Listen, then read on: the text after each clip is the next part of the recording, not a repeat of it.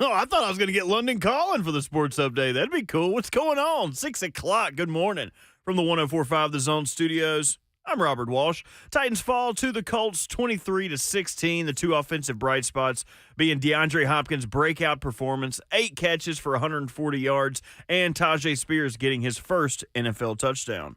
Tannehill, play fake. They pitch it on a reverse. Coming near side, there's room. Spears to the 15. Spears to the 10. Spears to the 5. Spears standing up. End zone. Touchdown!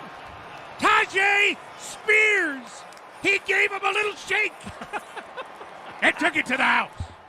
Gave him a little shake, but it wasn't enough. Titans pack up and ship off to London to face the Ravens on Sunday. Ian Rappaport, just about 30 minutes ago, reporting Colts starting quarterback Anthony Richardson received an initial diagnosis of a grade 3 AC joint sprain, which means he could probably miss a month or more. He had an MRI this morning to confirm. Either way, it looks like Gardner Minshew next week and moving forward. Gardner Minshew came in on relief on Sunday, helping them win, finishing 11 of 14 for 155 passing yards. Indy is stated to be very confident in its backup quarterback. And last night on Sunday Night Football, the 49ers drubbed the Cowboys 42-10 as San Francisco continues its dominance, sacking Dak Prescott 3 times, intercepting Dak Prescott 3 times, and holding Dallas to under 100 yards rushing. The 49ers and the Eagles remain the only undefeated teams left in the NFL. For all your foundation repair and waterproofing needs, visit USSTN.com. Breaking news at once on your home for the Titans and the Vols. This is 104.5 The Zone.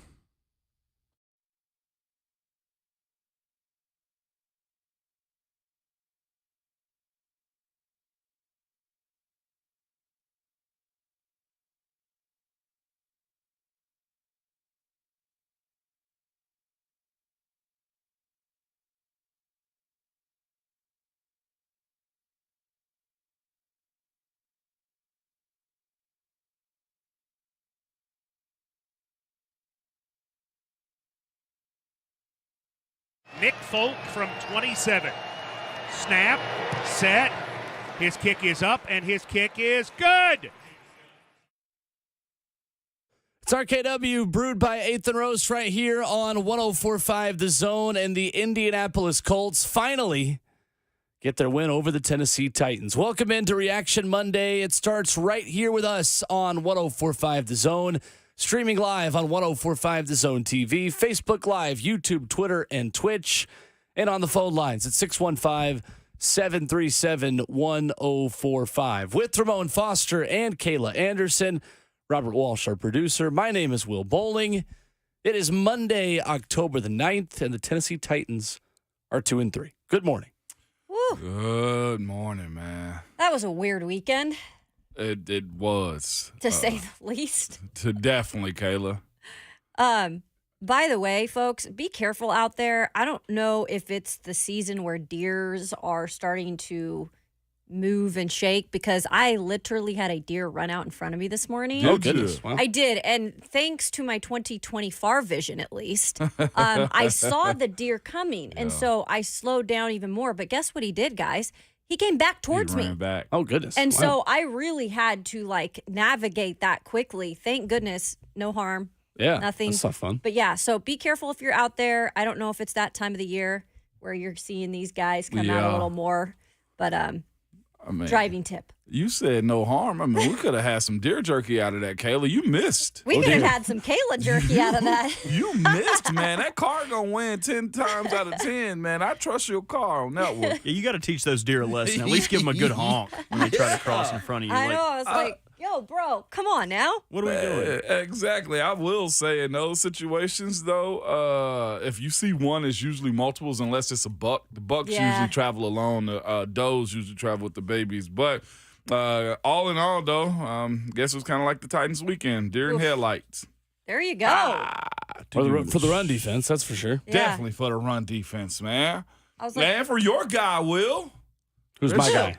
Christian. Kristian Fulton is not my guy. That's for sure. I thought it was your dude. I thought you claimed that on Friday. I don't think he's that guy either. boy. You know, I did claim DeAndre Hopkins to get 100 yards on Yeah. Friday. Good call. and that it was 100. Over 54 and a half yards was easy U.S. dollars.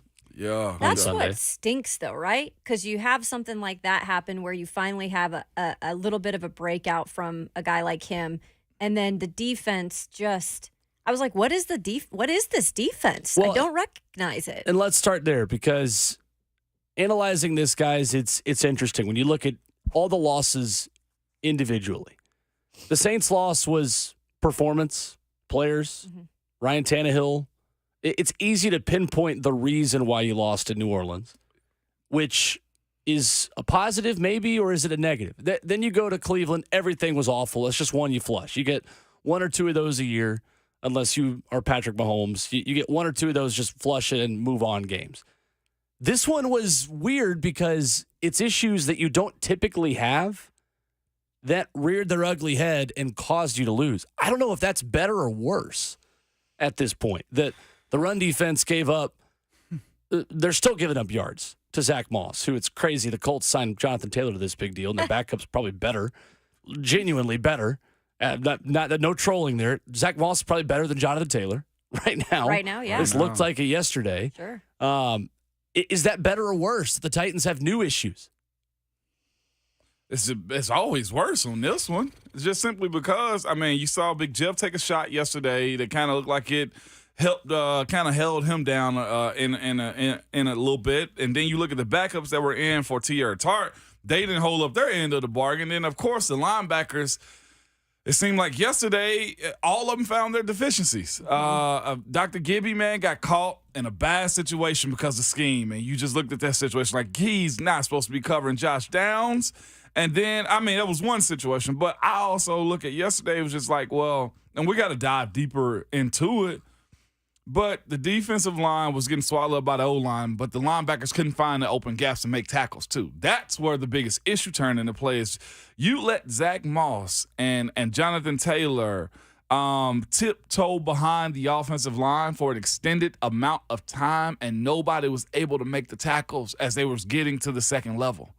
Like, if the big boys up front are taking on multiple blocks or occupying guys and there's a lane for you – I know Azeez had, if I'm not mistaken, the highest tackle total yesterday. Him 15, and Dr. Gibby. 15. That a good 15, not a great 15. Right. It could have been better if he'd have tackled closer to the line of scrimmage. I would almost expect he would tell you that. It could have been better had he not just tried to bang guys. He pulled a Kamal Hadden on a couple of plays, man, on one of the tight ends. I was just like, you got to wrap him up. You can't just hit dudes in the league and expect them to fall back, especially not big boys.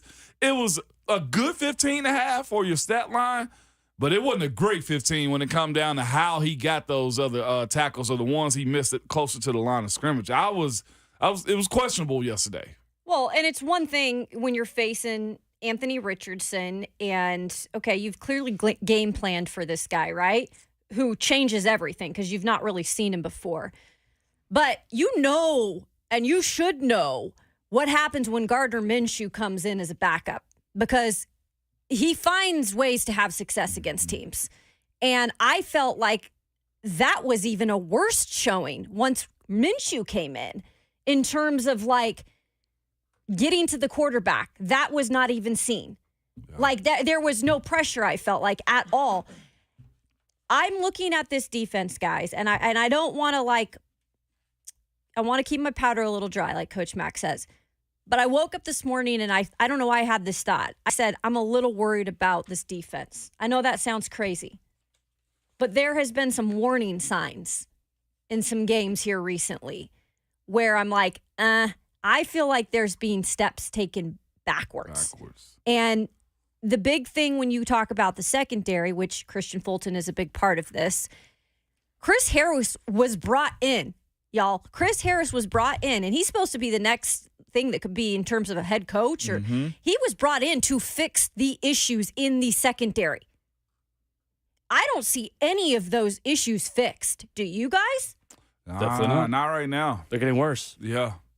And there's one thing to bring in a coach, but it's another thing when the personnel just don't do their job too. Well, sure. And I'm not saying it's on just the coach. Yeah, but and that's kind of where I want to hang my head. Sometimes you have guys being put in bad situations where you just like, not there. We got to defend a little bit better. But again, this is the case. And you said this at the beginning of your statement. rushing coverage works hand in hand. Mm-hmm. If they're not getting to the quarterback in those games, if they're not able to create pressure, you're right. And if the guys are flushing out and making plays down the field on the roll, that makes on the run. I mean, it's going to be breakdowns, and is again. So you look at where's the sack total, how you guys able to get to the quarterback specifically in these games, and the one thing we hadn't really focused in even a little bit is they got to get a road win. Amen. These have been 3 straight road losses. Saints, it could have went the other way. We take away some interceptions. Browns, I mean, it's the same exact thing that happened to the opposite side of the ball. Sure. Cleveland got after the O-line this time. This time the O-line in Indy actually stood up for the most part. With pieces missing. But then you have your defensive line get pushed around the way your defense. That's not even good. Just defensive line. Your defense got pushed around. That was a lot of yards given up yesterday by this team. You got whipped on both sides of the line of scrimmage. Yeah. Mm-hmm. And on offense, you couldn't run the ball effectively, which totally torpedoes your passing game late in the game when that's the situation as well. The point I made earlier is that I don't know if it's better or worse, the fact that Ryan Tannehill played great in a loss. Yeah. Because it's really easy for us and for fans to just pin things on the quarterback and the passing game when things don't go well. Let's make this clear. Ryan Tannehill played well enough to beat the Colts again. 100%. Ryan Tannehill's ownership of the Colts has not ended. And this, to me, was one where I thought the offense was great between the 20s. Yep. And in the red zone, they could have been much worse. But there were some good things to come away from this offensive performance. And I leave this one thinking, guys, that I don't have any lesser opinion of this team. I just think they failed. I mean, I don't know. Sometimes you just lose. For me, I mean, I think this could end up being like the Giants' loss last year, where it was the one game you gave up a 100-yard rusher and the one game where you were terrible in the run game. Or this could be a warning sign that your defense is not as good as you thought it was. Mm-hmm. And we don't have the information to know that yet. But so far, I agree with Caleb. This is a big concern about this defense. And we'll get into the Kristian Fulton stuff because, my goodness, that's about as bad as it gets at the cornerback position. That's what we saw from an aging Jonathan Joseph a few years ago. He got cut for it. That's what we saw from Bleedy Ray Wilson back in the day. He got cut for it. That's what we saw from Parrish Cox back in a Titans uniform. Titans fans are just having shivers down their spine everywhere, mentioning Parrish Cox before 6:15 in the morning. But that's what it felt like when 26 was on the field yesterday. 615-737-1045, the number. Your phone calls on the other side. The analysis, the stats from this one as we recap it. Titans go down in Indy. Your phone calls coming up next on RKW.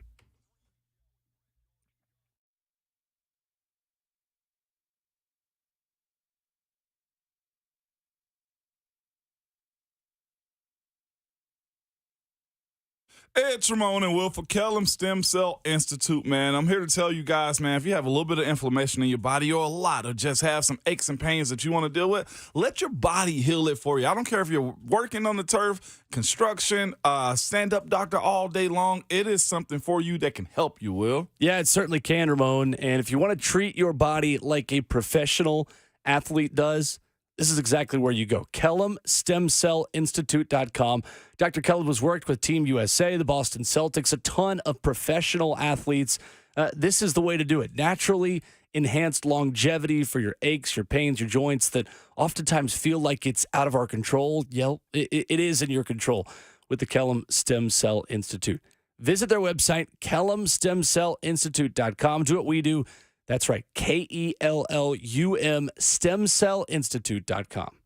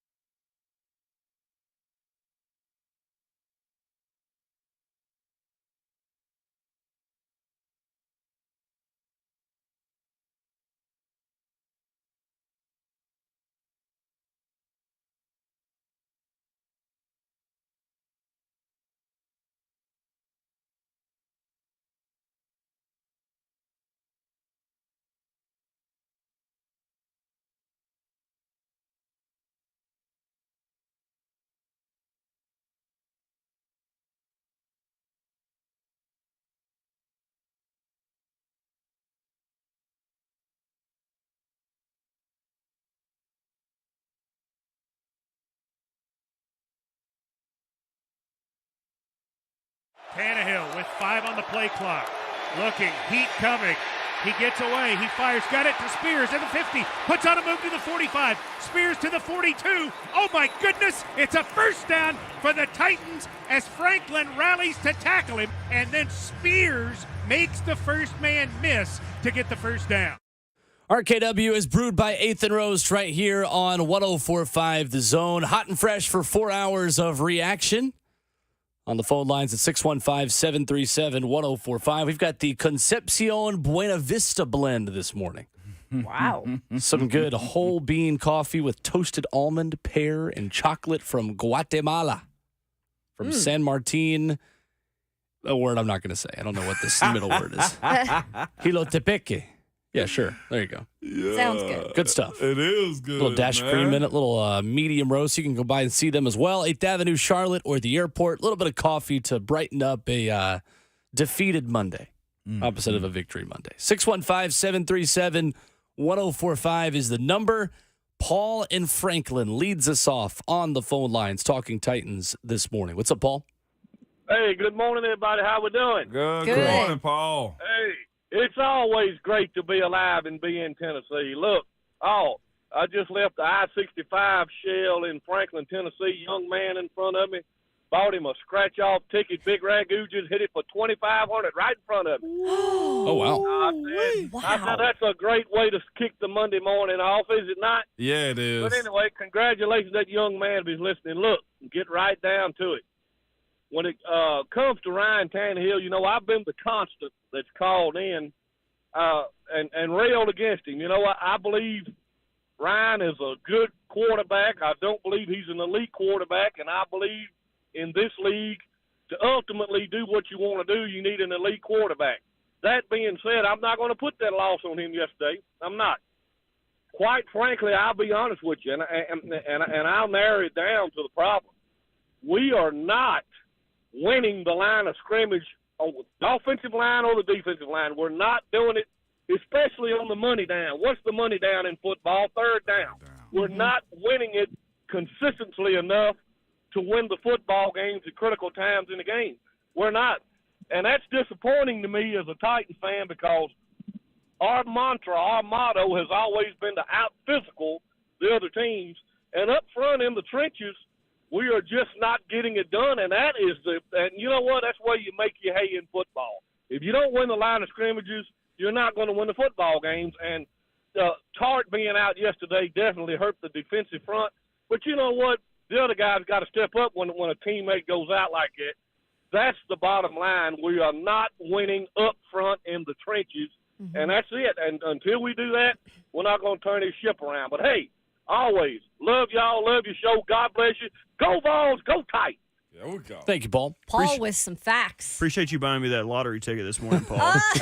That's pretty cool. 34 carries, 193, 5.7 yards per rush, 2 touchdowns, including the 56-yard run by Zach Moss for Indianapolis. Why do you think this happened? Why do you think this happened as far as the run game goes? Why were the Colts able to run so easily? Who's to blame? Who's to blame? For you. To me, the D-line, honestly. Okay. Yeah. That's where I want to put it because they allowed that offensive line to combo block on them up to the second level. Now, whether that's because the Tierra was out, lack of experience from guys like Petco, just all in on Naquan. I mean, whatever you want to call it, there was no shed and release when it came down to the offensive line. They somewhat got bullied yesterday, and their main dog, Big Jeff, was a little bit nicked up from the shoulder injury yesterday too. It seems like, and when you allow those dudes to move you at the line of scrimmage with a patient running back like Zach Moss, who's not a barn burner when it comes down to speed, that's a bad day at the office. It does start at the first level simply by beating your man one-on-one. That became problematic to me. But again, I say this too. The linebackers did not, and I don't care if they had 25 complete total tackles together as a group, they did not do their job well enough to me yesterday. It was a combination of both of them. Yeah, 25 total tackle between Jack Gibbons and Azeez Al-Shire.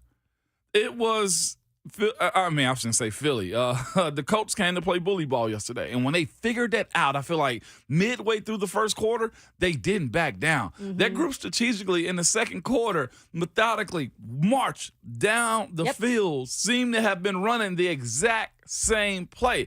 I could blame the safeties on not feeling. I could blame the linebackers even more. Again, I put a lot on them, but the big boys up front got to hold it down. You can't have one cog missing in the wheel and be thrown off. It was unbalanced. It felt like for the most part of the evening yesterday.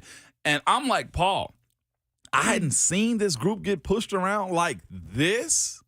Not even a little bit in my entire time of covering this team. I hadn't seen them get pushed around like this. And that's why I've felt this season at times I've seen a little more of that.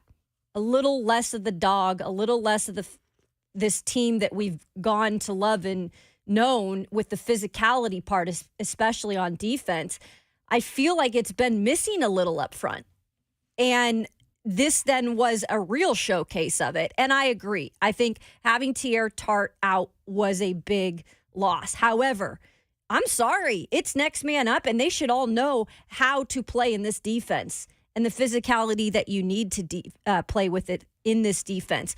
Look, it's a little bit spoiled for Titans fans that they've been so good in the rushing game, because coming into this, they had a streak of 10 consecutive games without allowing the opposition to reach 100 yards rushing. They had that in the first half. Zach Moss had that in the first half. And there was no adjustments made. It continued to get worse with Minshew in. Yeah. To me, it was a failure on all levels yesterday. Coaching, and I'm talking about the defensive side right now, personnel, and execution. Yeah. And it doesn't look as bad as it was defensively, because it was only 23 points. Right. Well, as much as they ran the ball, neither team had many possessions. Titans didn't either. Another thing that didn't help too is we, of course, last week it was great to see, and we got calls lined up, so I'm going to be quick. But if you're going to hold the ball for 6-7 minutes at a time, you got to give me 7 points out of it. The offense did that yesterday. Last week, they did good at it. Coming out of the first half, I think last week, they still only got 3. If you're going to hold it for that long, give me 7 points out of it. So you got to close. Well, you brought the red zone. That's got to close, because that's playing complimentary football right there. 615-737-1045, the number. Brian is in Lebanon, up next with us on the phone lines this morning. Hey, Brian. Hey, guys. Good morning. How are y'all? Good morning. Good. So I want to talk a little bit about the head coach, man, Mike Vrabel. And, Moan, you can kind of feed off this if you want. The players not feed off their head coach. I had some guys up there. I got some friends that are Indy fans, and they said his body language was terrible. And so what I saw on TV was the same thing. Like, I just don't understand why he's always rolling his eyes. You know, back in the day, man, he was running up and down the sideline, being excited. There's no excitement out of him, man. And I'm not going to call in and say, hey, we need to fire Coach Vrabel, but man, you got to put some of the blame on the coaches, man. And I hope they turn this thing around, because I don't want to get embarrassed in London. You guys have a good rest of the week and tighten up. Thanks, Brian. Thanks, Brian. Ramon, what do you see on the sidelines? Man, I see Vrabel being the head coach, honestly. He looks the same as he always does. He always have those expressions to me, I feel like. I will say this. If you didn't see him running down to congratulate Tajay Spears, I mean, he was big then. It's hard to be celebratory whenever you're having bad moments in the game. I understand where you're getting at as far as players feeding off of a coach, but Vrabel's very intent on the stuff that he has going on with those guys on the sideline. And honestly, a whole lot of that was with guys that were making plays and not making plays. I saw him talking to Kristian. I saw him talking to Aziz. Again, he was excited for Derek. He was excited. Like, he's been a coach. You just seeing the emotions of everything of the game when it comes down to him knowing they should have had a stop and don't get a stop. That's one thing I will say he does. The player comes out in him in a sense like we should have had that. When you know that play was designed for your guys to be successful. You see those moments. And when the players don't make those plays, that's when you get that expression out of him, because he know it was set up for guys to make those defensive plays, specifically that situation or those situations. Caples in Springfield is up next, 615-737-1045. What's up, Caples? What's going on, y'all? Not Hey. much. First of all, let me go ahead and get this out the way. I get this dude grief all the time because we've been on a little winning streak, but today, Zach Bunch, it's on you, bro. You can say whatever you want to say. Congratulations to y'all for winning. you know. So troll all you want today. Second of all, man, this team and this season feels like we on a boat ride, and the boat keeps springing leaks, and we keep, trying to put tape over the holes, and another one pop, and another one pop, and it's like, can we make it to our destination, which is the playoffs? And it's like, I don't know, man. And because I really don't have nothing today, man, other than Will, when you get on 26 today, do it so bad to make his dad mad, bro. Love y'all. Talk to y'all later. Sound like he was still wrapped up in a blanket. Said when you get on to 26, Kristian Fulton. He wouldn't say his name. Oh, okay. Get All ready. right. His dad will be mad. Like, what? Stay tuned for You're Not That Guy tomorrow if you want to hear about Mr. Keith Fulton, who is in everybody's Twitter replies. Oh, no. I think the Fulton family is still tweeting at people. No. It was his mom, too, yesterday. You can't do that, Odds man. are, if you said anything negative about Kristian Fulton, you didn't have to tag him. His dad found you and called you trash or called you a name on Twitter Uh-oh. yesterday. That's not happening. Oh, he covered a lot on Twitter. His son didn't cover anything on the field, but his dad covered a lot of negative tweets Oh, man. on social media. It's pathetic, is what it was. That was a good analogy, by the way. It was when you get up. Oh, my God. Because that really is what it feels like That's right gonna now. Yeah. That's a leaky boat, man. Again, it is one thing to another. We'll Eric see. in Nashville is next. 615-737-1045. What's up, Eric? Hey, guys, before I get to the game yesterday, Ramon Foster, man, you have got to go to Hugh Baby's. As a criminal, you've never been there. You got to try their burgers and their shakes, especially the ones with cherries and milk with whipped cream to die for. So that's you got to do that. Anyways, guys, as far as the game goes yesterday, first of all, I didn't have a problem with the fourth down call because I heard a lot of people definitely say they didn't. It's just the comments I heard said that they blew it up because they tried to get a little bit too cute with it, guys. What was frustrating was after that, the 7-minute drive basically to end the game, and of course the pass interference call on Kristian Fulton as well as part of that. Gardner Minshew picking up first downs on third down with the pass and also running Zach Moss. Guys, sort of what I saw yesterday, he wasn't running real fast. But here's to me was really the frustrating thing of the game was we drive down the field and get that touchdown to go ahead 13-10 to get all the momentum and then just give it right back up. And part of it, again, I guess was Fulton on the pass interference call, the holding call, whatever that was, because I think I heard in the booth where Coach Mack and Mike Keith were saying, well, they thought it was an uncatchable ball. Whether or not it was or not, I don't know, because you just can't do that. Announcer of the game said they had no problem with it. But, Ramon, I just wanted to get your thoughts on that because I don't know if you heard them say that about whether or not you thought that play was an uncatchable ball. Guys, y'all take care. We'll talk again soon and tighten up. No doubt. Thank you, Eric. On that play, he wrapped his hips. He grabbed him. You say what you want to. He ran through him. If it wasn't for the reach around, then he wouldn't have had a call. He would have been 100% correct. The ball was in the air, and he grabbed him. So that's where it came down to. And let's say this, too. Referees understand people with reputations. Mike Keith and Coach Mack spoke about this. That group going into the game, I feel like, was 16 holding calls going into the game, and they added another 4 yesterday. Lovely. They added another 4. You got to know the crew sometimes as a pro, and the crew know guys too. Kristian's been the culprit. He's been guilty numerous times of doing this type of stuff. So of course they're gonna call it if it's even close with a guy like him, man. That's the game. You got to politic a little bit. That's a great point. I didn't even think about that. They watch tape too. You got to know them, and because they know you. Absolutely.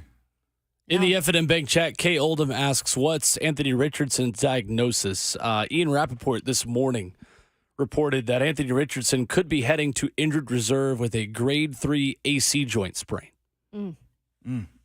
So about a month. It says likely a month. We'll undergo an MRI this morning to confirm. He's been beat up a lot in his early career, I'll tell you that much. Yes, he has. Concussion. I heard a little bit of their post game in the stadium yesterday. They're talking about does some stuff have to change? Like, yes, it does, absolutely. man. That's going to be pretty tough for him. What did you guys think of the fourth down call? Last possession for the Titans, last play of the game for the Titans, other than the last drive that was not much of anything when Ryan Tannehill's intercepted and this one ends. 4th and 1. Shotgun, Derrick Henry up the middle. What'd you think? I didn't love it. What did you want to see instead? So just anything I feel like but that. I don't know. I guess we've become so set on when it's that situation, go to Derek. And I'm not saying don't, but for some reason, I just feel like we've seen more so than not lately, like not necessarily able to get that. To me, when you motion Derek back in and hand the ball off to him, they were ready for it. Yeah. That's what it was. It became predictable. It became, I ain't going to say predictable, but Derek get that ball tons of times in that situation and get you that 1 to 2 yards. And in that situation right there, teams stack up against him to make sure they stop him. If the O-line is getting pushed back, and they did on that play, then you find yourself losing that more times than not. And then I think it went more towards the right side than up the middle. Like, go towards that V to where they can push it up. I didn't overly hate the call, but it was kind of obvious on what was going to happen. And I'm trying to think, what could you have called instead? You're right. Should have thrown it. And that's where I went. Couldn't get a push at all. Should have thrown the football. That's where I was going. 4th and 1, shotgun. Yep. DeAndre Hopkins got you all the way down the field. Tajay Spears in the flat got you all the way down the field. Jake Okonkwo, who was open at times in this game. Colts secondary is terrible. Throw the football. Yep. D-Hop had a day. Go to the hot hand. And that's where the issue I have with Tim Kelly in this one is the lack of feel for the game. In that moment, you got to have a better feel for the game to understand, all right, we have not been able to run north and south against this Colts defense the entire game. Why would we be able to now on 4th and 1? Mm-hmm. Either go under center and run the brotherly shove or throw it. Because DeAndre Hopkins was unguardable, which we told you was going to happen on Friday. And he was unguardable. And they would get away from him in the red zone. They did. And again, when you have a situation to where it's either hand the ball off or throw it, get your 5 best athletes out there and give yourself an opportunity in the passing game. The O-line held up for the most part yesterday. Oh, yeah. We didn't really talk about them much. Did not. Frostbite in the F&M Bank chat says Titans just seem like they don't have an identity to me. I would argue the opposite and say their identity is play, action, pass. Yeah. Well, actually, we very clearly know what the identity is. That there are just certain game situations where that identity doesn't work. I would argue that they need to have a secondary option on offense. Because, guys, when they got the football back with a minute left and no timeouts, they said Adam Archuleta on CBS even said it. Well, they can't do those play-action passes now. You're right. There's no chance they were ever going to go down the field. You know how many quarterbacks in this league, and this is not on Ryan Tannehill, this is just in general, how many systems and offenses and quarterbacks get the ball with 1:20 left and no timeouts, and you're like, okay, see what we got You here. feel good. You're sitting there just like, all right, how's this going to end? Yeah. Interception or 4 and out? Yep. And that's not the biggest reason why the Titans lost, but it is a part of it that I think the Titans have a very clear identity on offense. It just wasn't enough in the red zone. And look, Ryan Tannehill, when he first got here, was actually pretty good in those, 2-minute and less drives. He's had some winning situations in those those times. Now I look at it, I'm like, my gut was like, not going to happen. Right. 615-737-1045. The number will start with Jake on the other side. More of your phone calls and the stats on DeAndre Hopkins, who was fantastic. The bright spot yesterday for the Titans. We'll dive into that coming up next.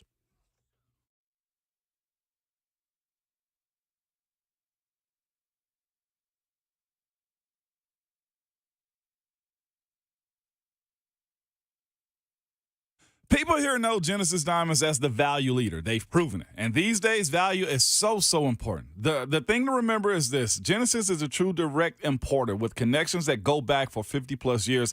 No middleman markups, no consignment fees, no third-party people to pay. And unlike other stores, Genesis work on a low profit margin. Their business is built on volume at a great price, so they don't have to make up a killing on every sale. It's the opposite of what you come to expect in jewelry retailing. But one thing people here really love about Genesis is this is where you can get her a better ring, a designer ring, a handcrafted ring that reflects how you see her. While other stores sell knockoff rings or crappy overseas rings, at Genesis, you can get her a stunning designer ring made here in America by top designers. These are rings made to last. Bottom line is, she will proudly show off a Genesis ring because it won't be mass-produced and it will be something unique, something amazing. That's what Genesis specializes in, combining the best diamond value with the best quality to give you the total package with a free lifetime warranty as well. Genesis Diamonds, where where luxury and value come together every day. Check them out. They're located in Green Hills and Cool Springs. And don't forget about the incredible collection of amazing luxury pre-owned Rolex watches.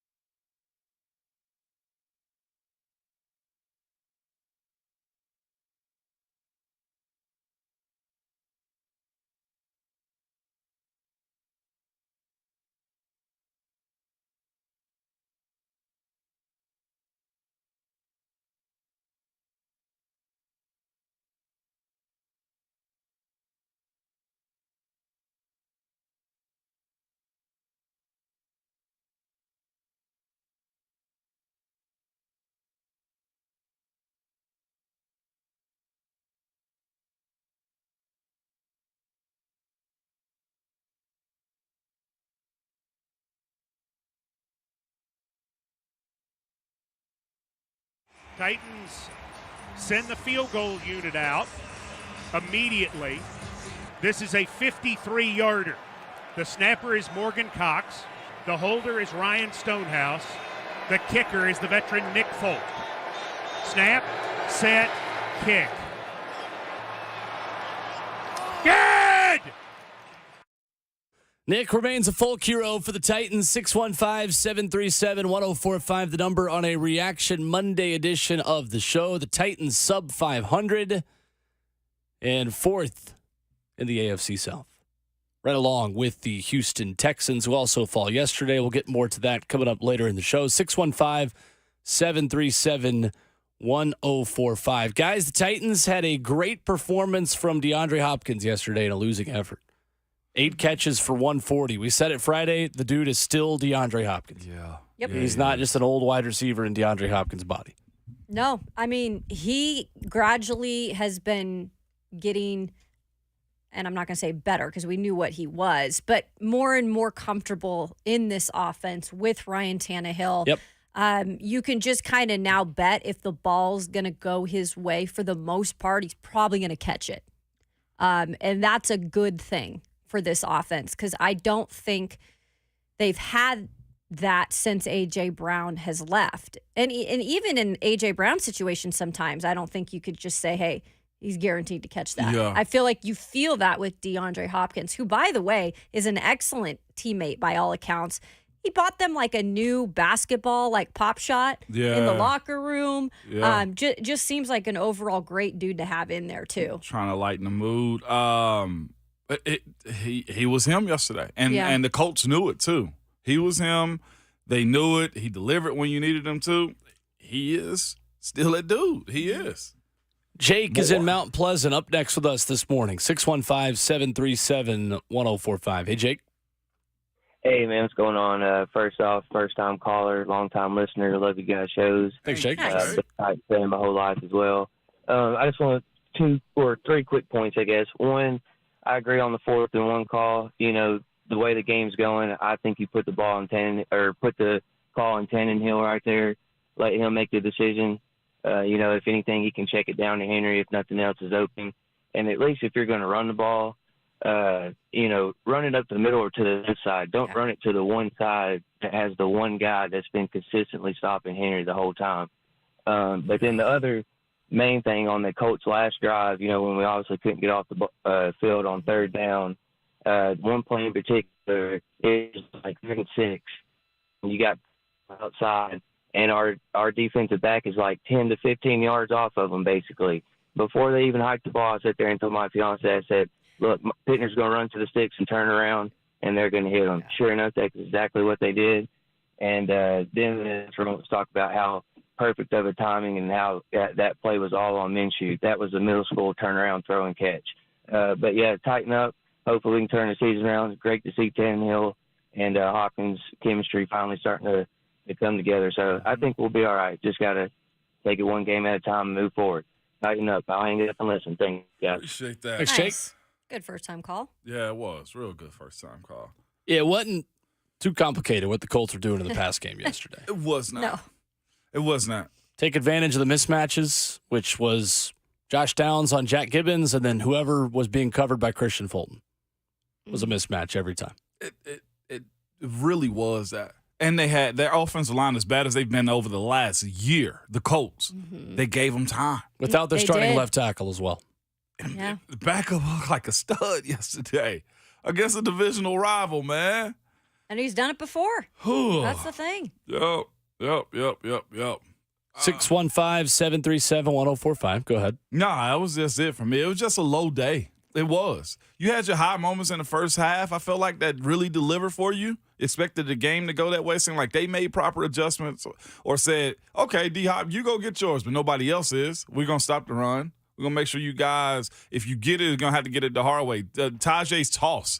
You know what I'm saying? Like, he earned that.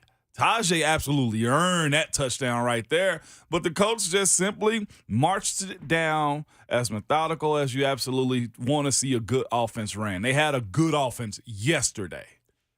Chris in the F&M Bank chat on Twitter asks, do the Titans trust Tannehill in close game situations? Why do they keep putting the football in Henry's hands in those situations and not his? Can I have a moment on that one? You may. Don't. I know where you coming from. But there's been more times at the start of this season where you didn't want the ball in Tannehill's hand and you said, give it to Derrick Henry with the Colts. Truth. Derrick has been culprit number 1, 2, and 3 for this team. Which ways do we want it as a fan base? Not what the coaches want, because as a fan base, again, we've had this conversation numerous times when it comes down to how Derrick and his offense evolves or either progresses, right? We've had that conversation. We say you need a little bit more flair to it. You got to be able to put the ball in Tannehill's hand. You got to be able to, see if you can get a number 2 out of this thing in Tajay. And now that they put the ball in Derrick's hand, yeah, everybody kind of look at that and said, okay, maybe we should have won a different option. But you can't get mad now at the fact that they put the ball in Derrick's hand and Derrick didn't deliver on that one, or the offensive line didn't deliver, or the play call and made it subjective to it failing. You can't have it both ways on this one, I feel like. To be fair, too, he threw it 34 times, and Derrick only had 13 rushes. Yeah. It's just one short yardage situation. That doesn't show a lack of trust in Ryan Tannehill. That's just, hey, we've got a 250-pound running back who just needs to fall forward if we can block a little bit. Let's try that play. Yep. And they didn't block it.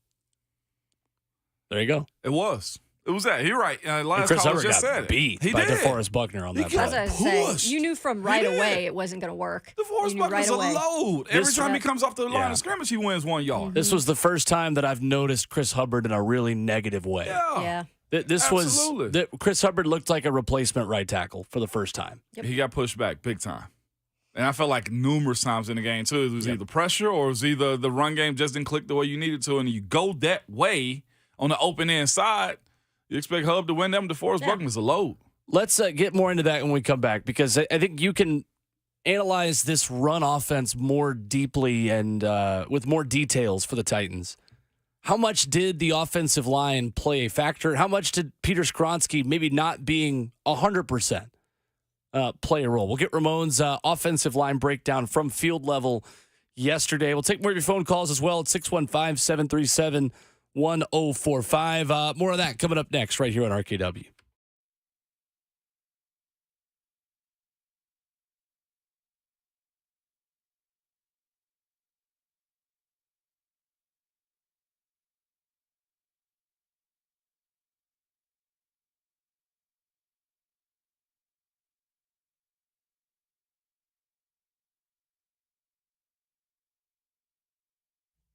Hey, it is Kayla Anderson for the Wang Vision Institute. I was actually telling this story earlier today on the show. I was able to spot a deer from far away because, my 20/20 vision, I learned earlier this month, is pretty good. I actually went and got my eyes checked out at Wang Vision Institute.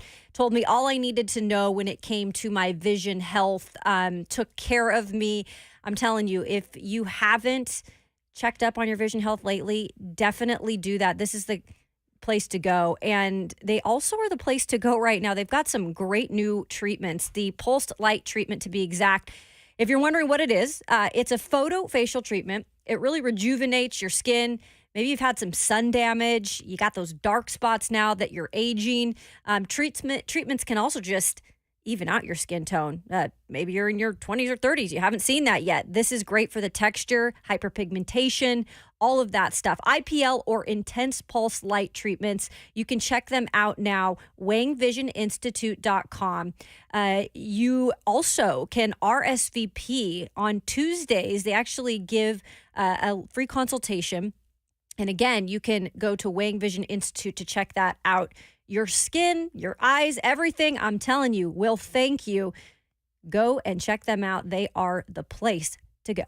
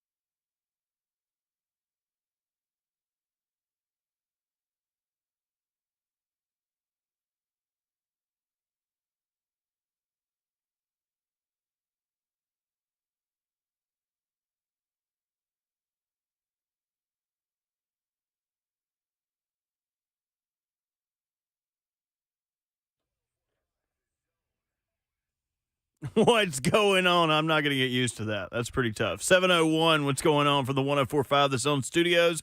I'm Robert Walsh. Titans fall to the Colts 23-16, and the two offensive bright spots being Tajay Spears getting his first NFL touchdown and DeAndre Hopkins' breakout performance for the Titans. 8 catches, 140 yards. Here's one of those catches. Play fake, Tannehill looking, firing downfield, going for Hopkins, who somehow caught it. He sure did. Inside the 30-yard line at the 27 over Brents. Titans going to get on the ball. That was unbelievable. He turned all the way around. Yeah, that's a catch. Titans pack up and ship off to London to face the Ravens on Sunday. Ian Rappaport reported about an hour ago starting quarterback for the Colts, Anthony Richardson, received an initial diagnosis of a grade 3 AC joint sprain, which means he's probably about to miss a month.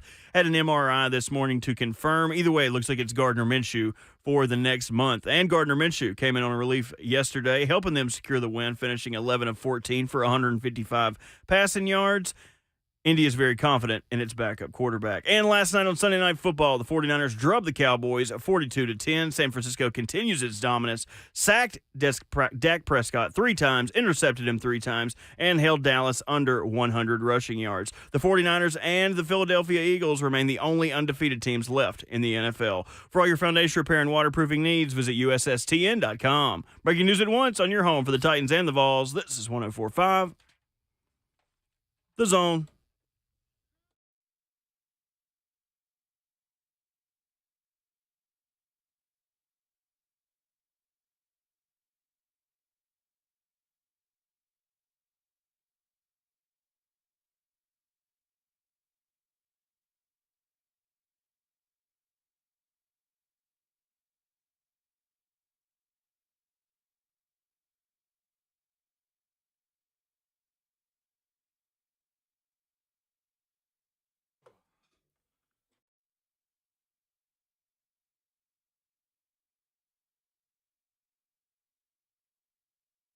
Taking a knee, Minshew, and it's over.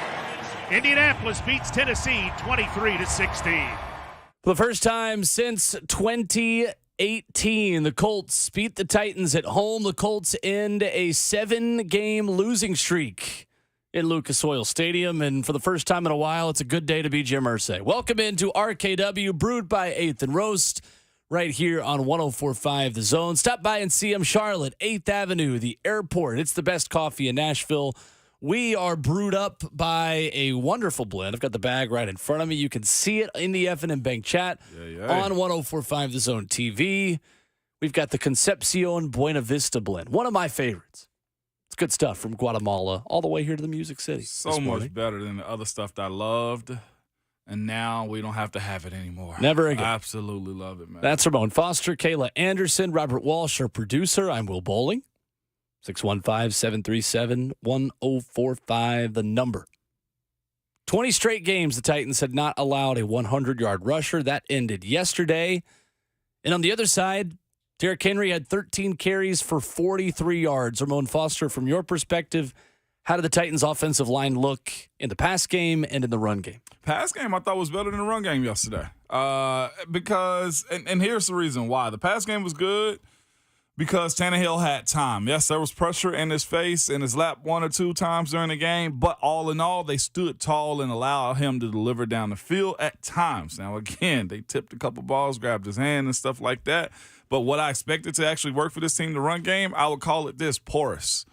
Moments it was good, and then moments it was bad, and it was a little bit too much back and forth when you had a team on the other side that consistently moved the ball on you up and down the field. I saw for once, and I feel like a year, man, Quentin Nelson kind of, reinstituted his dominance as a run blocker. I saw that yesterday, and I don't think nobody on this squad actually took that step, although it wasn't bad. There wasn't a consistency of dominance from this group. It was good here, bad there. And but I will say this, the pass pro, a little bit better. Although there are chips out of the backfield, tight ends stand on the end of the line of scrimmage to help guys get before getting out in coverage. It was just one of those days that not enough went right for this group. Jackson for a grade, C-. Yeah, I mean, we're coming from a game where the run blocking was excellent. last game Yeah, against the Bengals. it was. And then you come to this game and it's like, okay, it wasn't so great. There's not too many times that Derrick Henry goes against his AFC South foes and has kind of a subpar game. Yeah. And that's what this was. Mm-hmm. At times you felt like he could get going, I think. Yeah. Early on, I felt that. And then it just dropped off completely. Yeah, and that's what it was. It was a fall off. Yeah. And it wasn't no need to panic. It was just that the Colts defensive line won more than you allowed yourself to actually win. So, tough. This day. was the lowest yards per carry that a healthy Derrick Henry has had against the Colts since he had one rush for 3 yards on October 23rd, 2016. Mm-hmm. So let's take that out and say this was the lowest yards per carry that a healthy Derrick Henry has ever had in his career against the Indianapolis Colts. 3.3 yards per carry. 3.3. That's low. Tajay Spears had 4.9 yards per carry, 7 carries for 34, added 4 catches for 35. If you're picking a second bright spot behind DeAndre Hopkins, Tajay Spears is a dude. Titans got that one right. They sure did. Yep. He a dude, man. Mm-hmm. And he make lemonade out of lemons on plays. He does that more often. He's good in the passing game. Yep. And I don't even know at this point, 5 games in, do you call it something that teams don't know? No, 5 games in, you know who Tajay is when he comes out there. Mm-hmm. I got to give it to Tim Kelly on this, though. He puts them out there. I think they're getting equal amount of reps at this point, too. Yeah.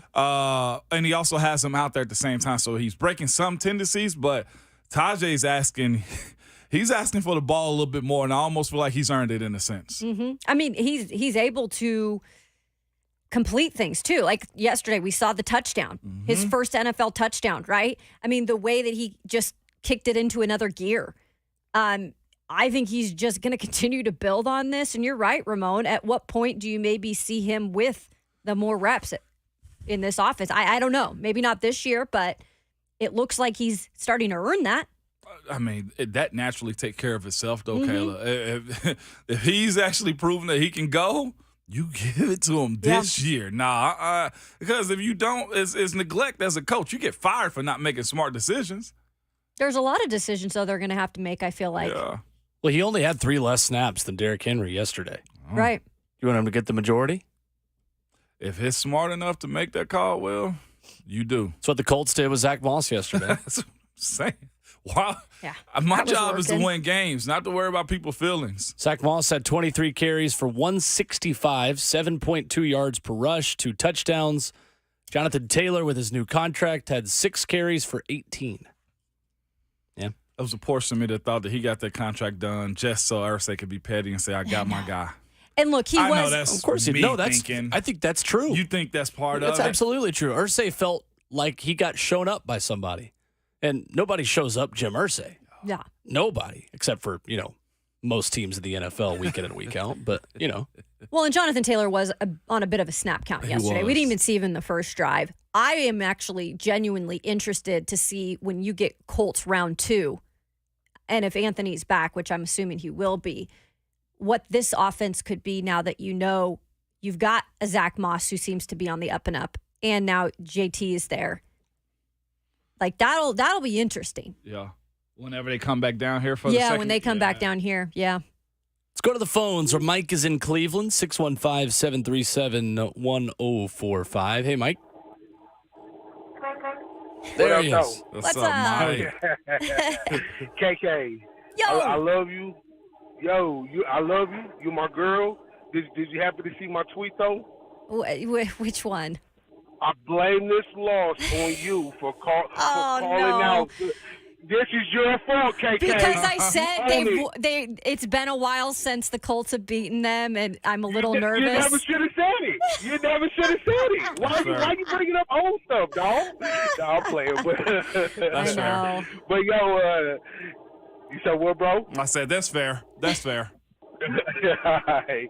But yo, y'all just touched on what I wanted to bring up. Moan, I hear you. If you were a fan that was after that first game that was saying I want to see Derrick Henry more, then you ain't gonna like what I got to say because I wasn't that fan. Mm-hmm. I feel like that was force feeding Henry too much. I feel like that offense was showing some life and was showing some rhythm, and then all of a sudden we put it in Henry's hands. And I'm not saying Henry is washed. Before people jump off the bridge and start going crazy, Henry ain't washed. Henry ain't the problem. I'm just saying we got some playmakers showing up on that offense, and they get a rhythm going, and we showing like, this offense don't have to be strictly in Henry's hands, and then we force him the ball. Mm-hmm. I'm cool with Tajay getting more reps like y'all was just talking about, and I'm cool with D-Hop, especially D-Hop going out there and he being D-Hop. And we got NWY. We got Chris Moore showing that he can make some plays. We got Chig, showing that starting to show up a little bit more and more. This offense is more than Henry. We don't have to force him, especially when every team is coming against us and saying we stopping Henry. We don't care what else they do. We making sure that we stopping Henry. That's a prize right now. He is a target, and we got other targets on that offense that's been getting their rhythm. Let's use them, and then let's let Henry come in where he gonna fit in at. And yesterday he just wasn't fitting in. So that's my point, man. Doses. No doubt.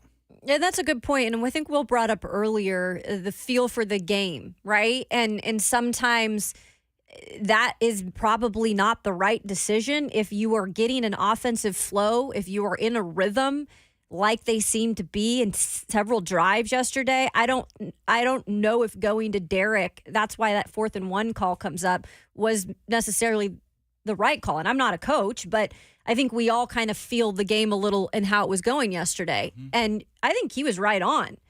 I don't know if that was necessarily a Derrick Henry type of game, the way that they were flowing on offense. And that could change game to game in different situations this year. Mm-hmm. 7 carries for 34. We just asked on Twitter at Ramon Kayla Will, should Tajay Spears have been given more carries yesterday? You can vote on the poll there, yes or no. Didn't mean to interrupt you, sorry. Yeah, no, you're good. And here's the other thing before coming up on the break is this too, man.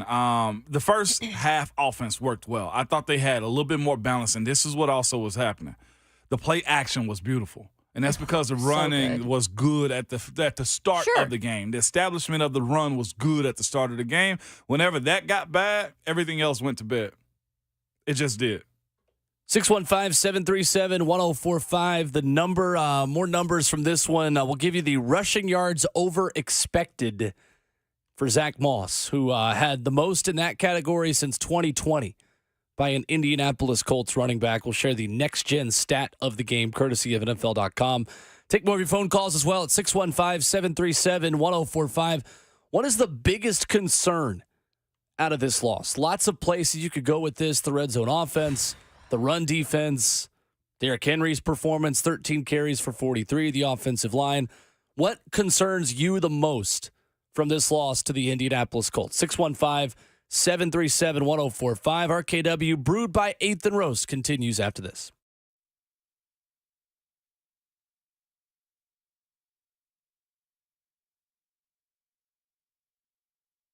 Hey, what's going on? It's Will Bowling. Is your water heater not heating?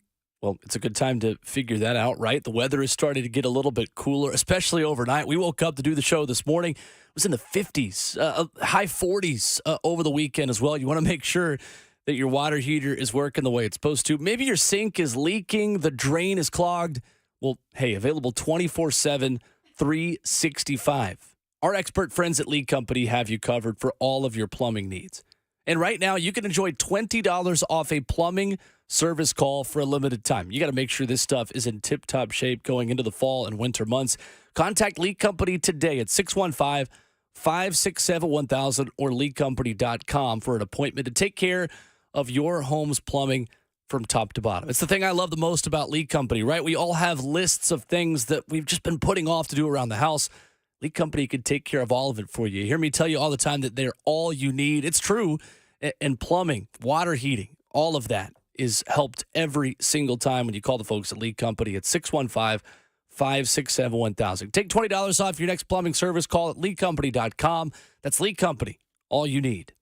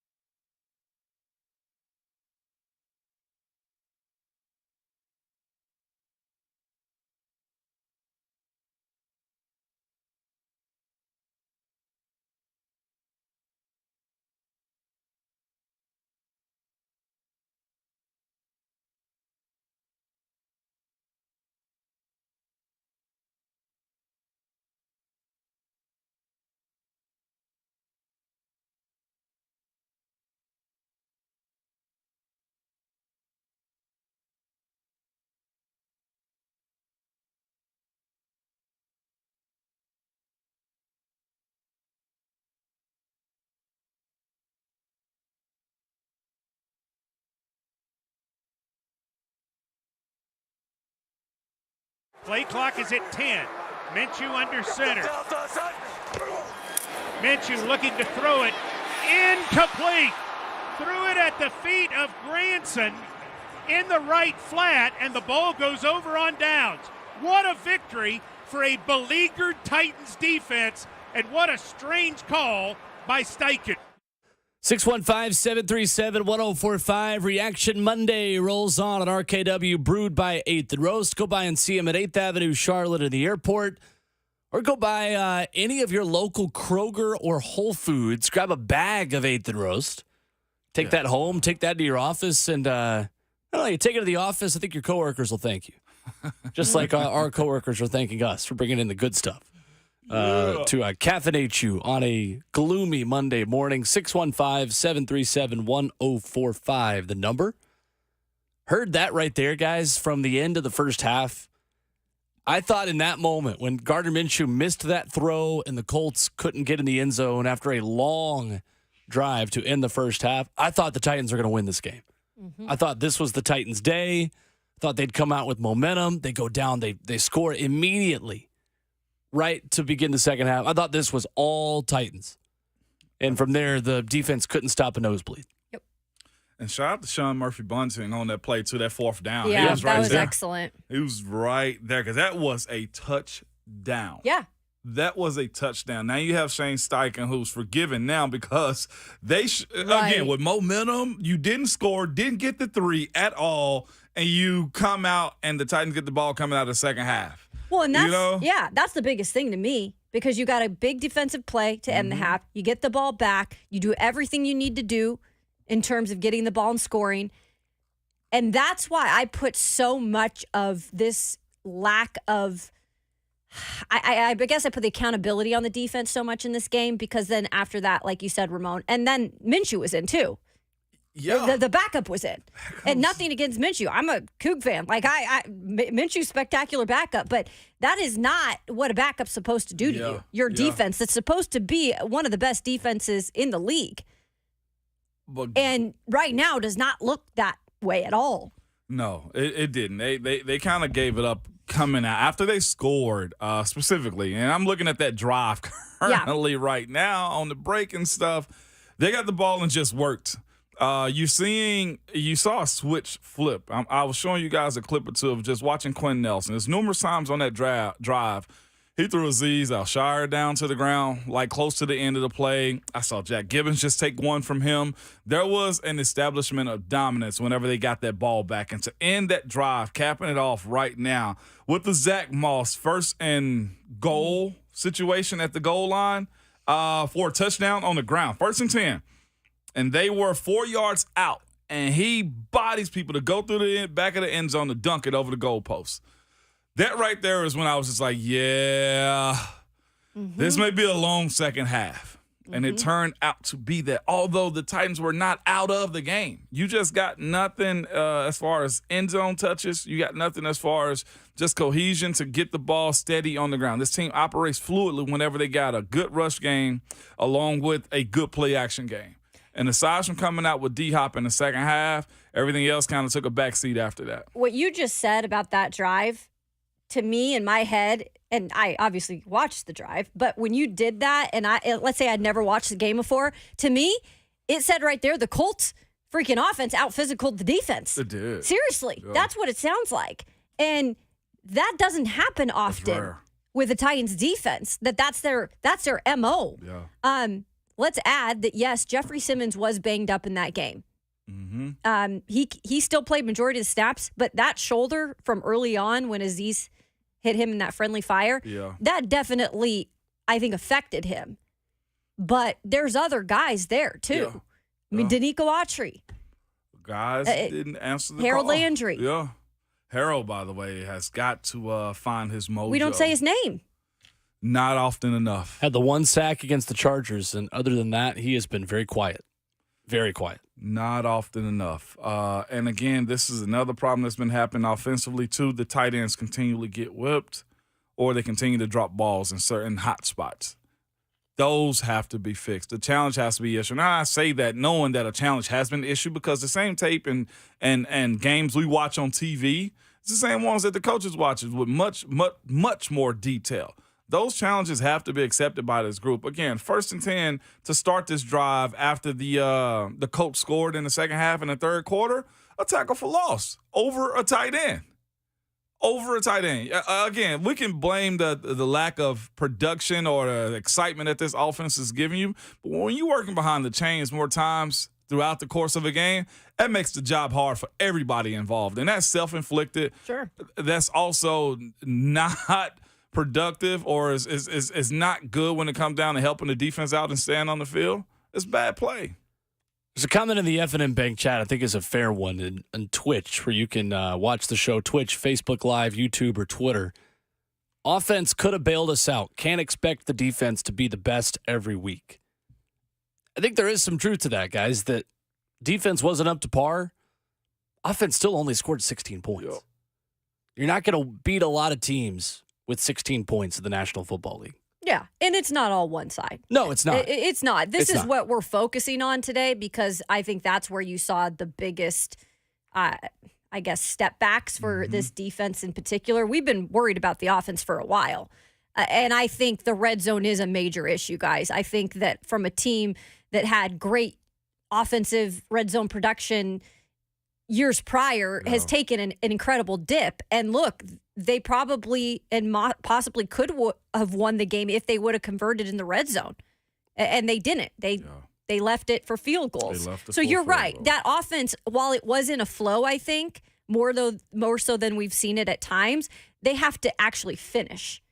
And that is something that needs to get fixed. That's what happens in this league. If you don't finish, you lose games, especially when you're playing on the road like that. And we saw flashes of good things, but for a team that wants to win the division and claims it isn't rebuilding, flashes don't do you any good.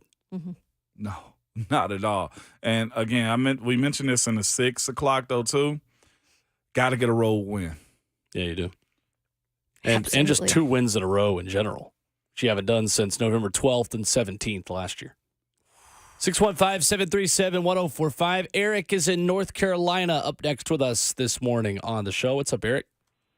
What's up, y'all? How y'all doing? Good morning. Hey, this stressed me out. I've been getting text messages I'm from Indiana. I was born in Indiana. All my people in Indiana. So I've been getting text messages, calls, Facebook. I owe people on Cash App. I would say, the concern is this team always has something missing. Yeah. Like, with the defense, you couldn't call me on any day and say Zach Moss was going to go over 100 yards, right? But Kevin Byard was missing tackles. Like, people were just out of position. Kristian Fulton, that technique, that's crazy. Like, you can't grab a receiver over the neck and then throw your hands up at the ref. Like, what did I do? I think we got to make a move there. My question for y'all is, where is Kender Wilder? You got to get like, what is he doing on the practice squad? They got him off waivers right before the season started. Like, what is he doing? I really like this kid. He was physical. He was in position. The Bears, I guess they couldn't use him. Caleb Gardner-Minshew, I think, best backup quarterback in the NFL. I would have rather played Richardson the whole game. I agree. Like, when that happened, I said, you know what? They're going to beat us because the Titans always do this to backup quarterbacks. But Gardner-Minshew, I saw what he did in Baltimore. And I'll end with this. I said the Titans would be 4-2 going into the bye and playing the Falcons and Steelers next. I wasn't worried. At what point my dad said, y'all need to do the Levis experiment. I said, no. But if we lose this weekend, we go two games under 500.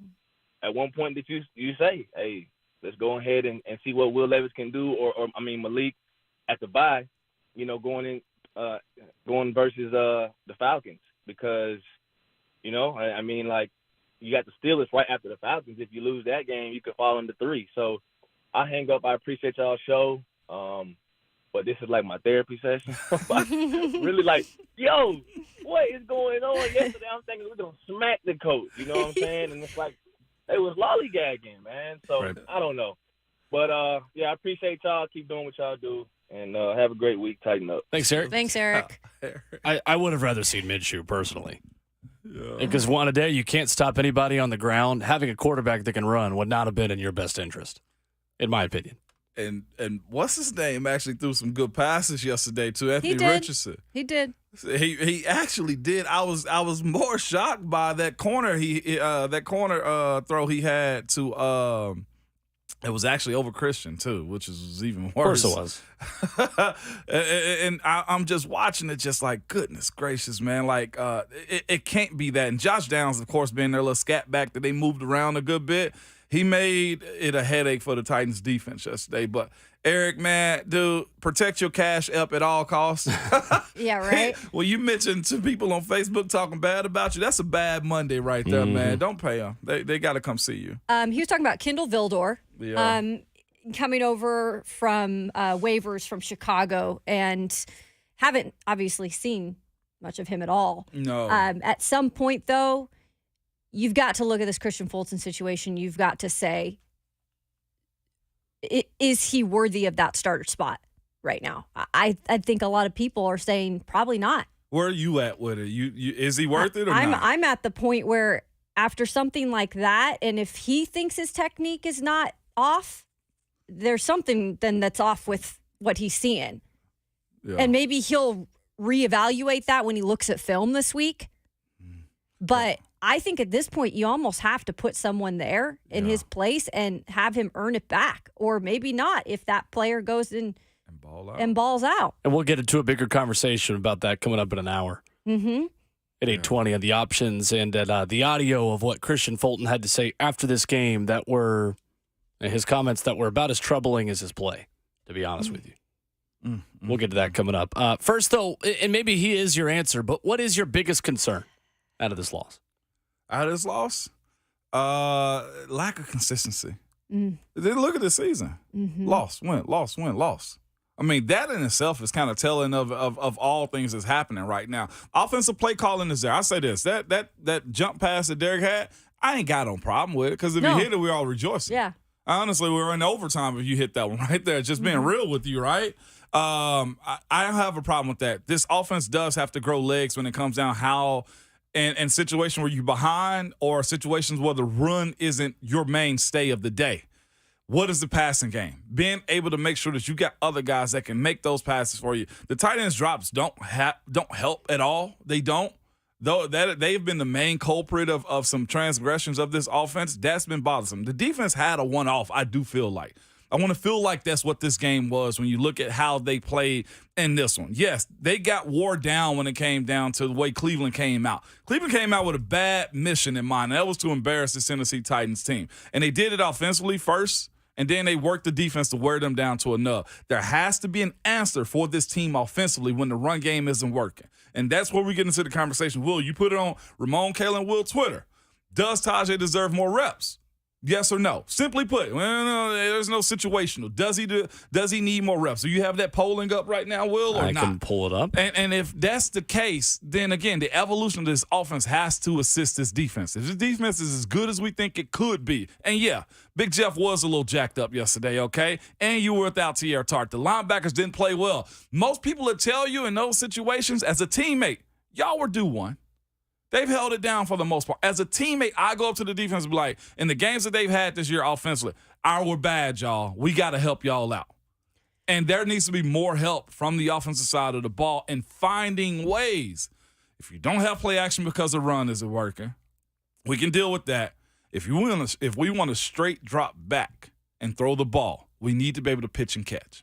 I think where I'll disagree with you on that, Ramon, is because I think with the offense, there's so many new pieces, including Tim Kelly as a play caller. And so we knew this was going to be a little bit of a work in progress, starting up front with the line. The new pieces in terms of wide receivers, and now we're starting to see that come together. That is starting to come together. I can see it. The play calling, the offensive flow. I'm starting to see that. Now the red zone needs to be fixed.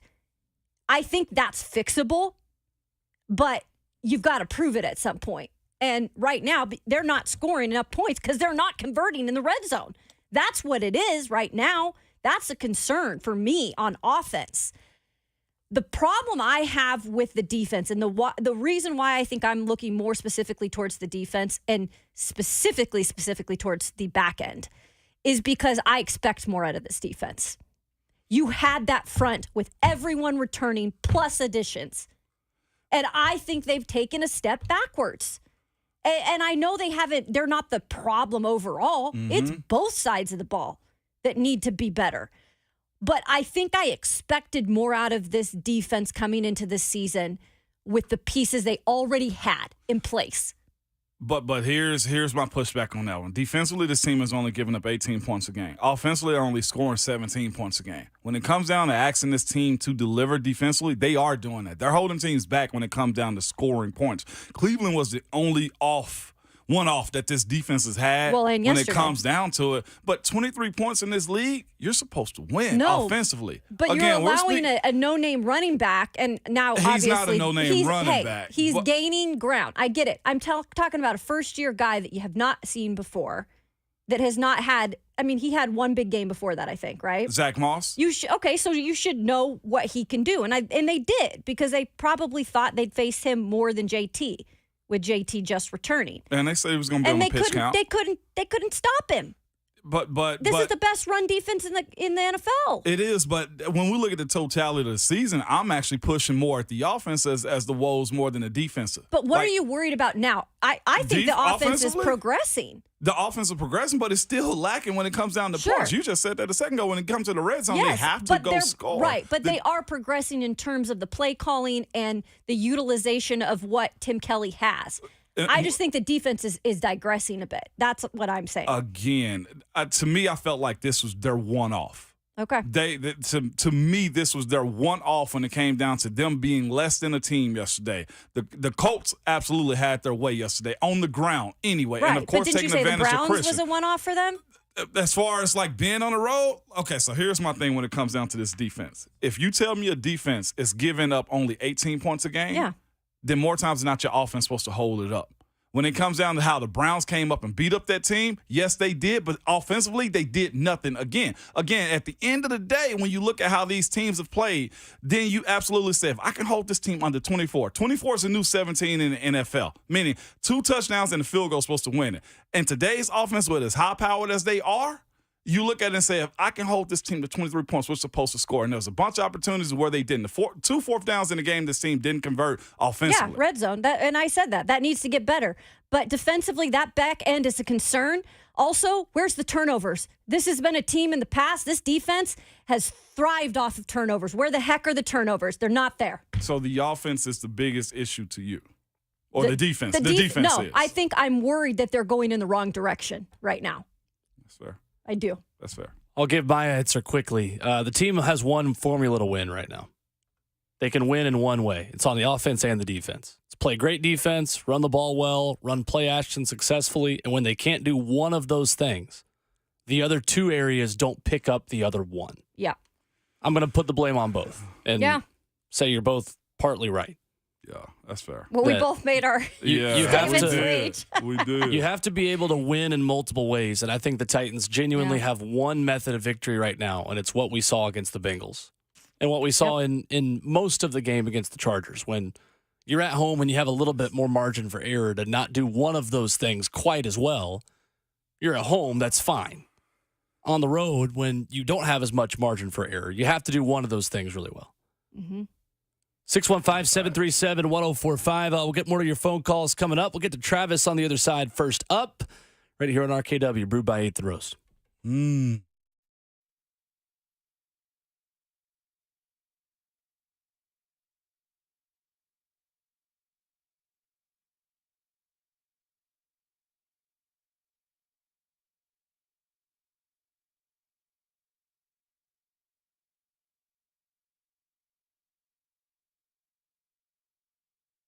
When it comes to large home repairs, a lot of the time we homeowners pretend we don't see the warning signs. We're afraid of what we're going to hear. This is especially true with waterproofing and foundation repair.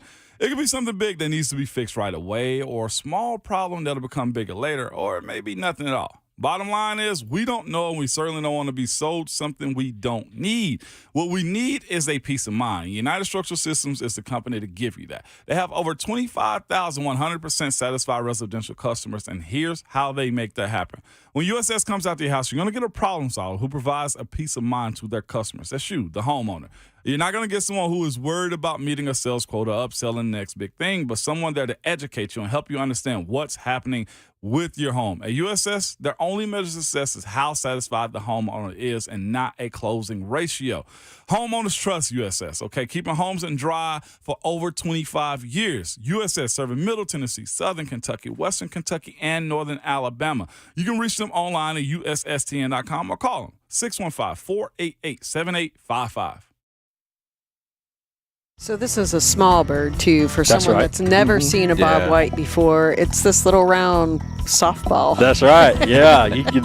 I wouldn't. They're not much bigger than my fist. They've got little legs, but they're a ground nesting, ground dwelling bird. If they never have to fly in their life, they wouldn't. Right? They just do that to get away from hawks and owls for the most part, or hunters.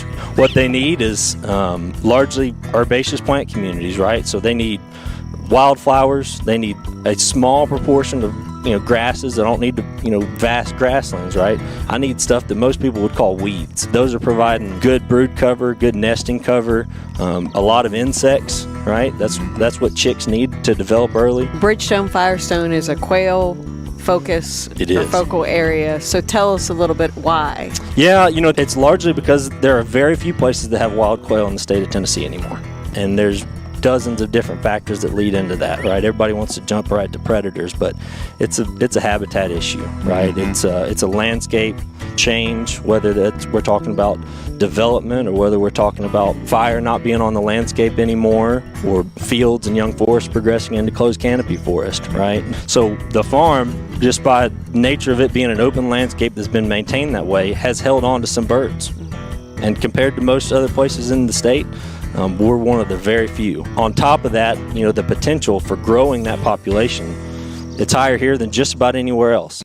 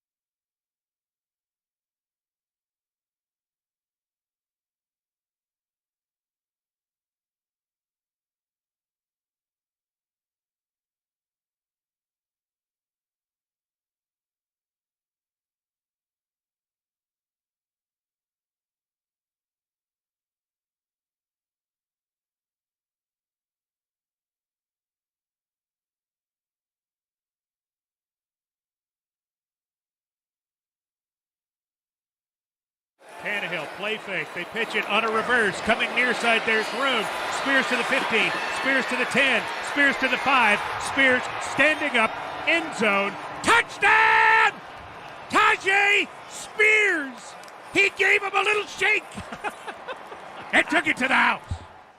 615-737-1045, the number on RKW, brewed by 8th and Roast. Go by and see him on 8th, Charlotte, or at the airports, or head to Kroger and Whole Foods. Grab a bag of 8th and Roast coffee right there. You can watch the show on 1045 The Zone TV. Join the conversation in the F&M Bank chat, YouTube, Facebook Live, Twitter, and Twitch. We go next to the phones, and we go to Switzerland. What? Where Travis is calling in Awesome. this morning. What's up, Travis? Thanks for joining us. Guten Montagmorgen. Good Morning.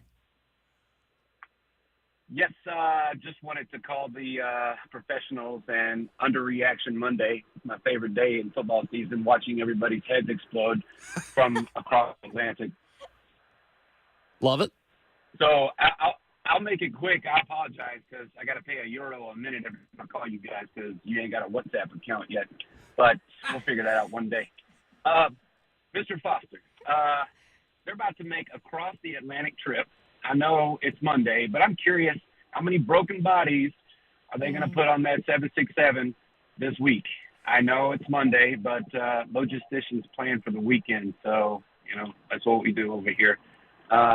I just also want to say I've been listening to you guys for quite some time. RIP to Mr. Mark Howard. And I really appreciate being able to hear from people with a great deal of experience in the sports, and it feels good hearing it from over here in Europe.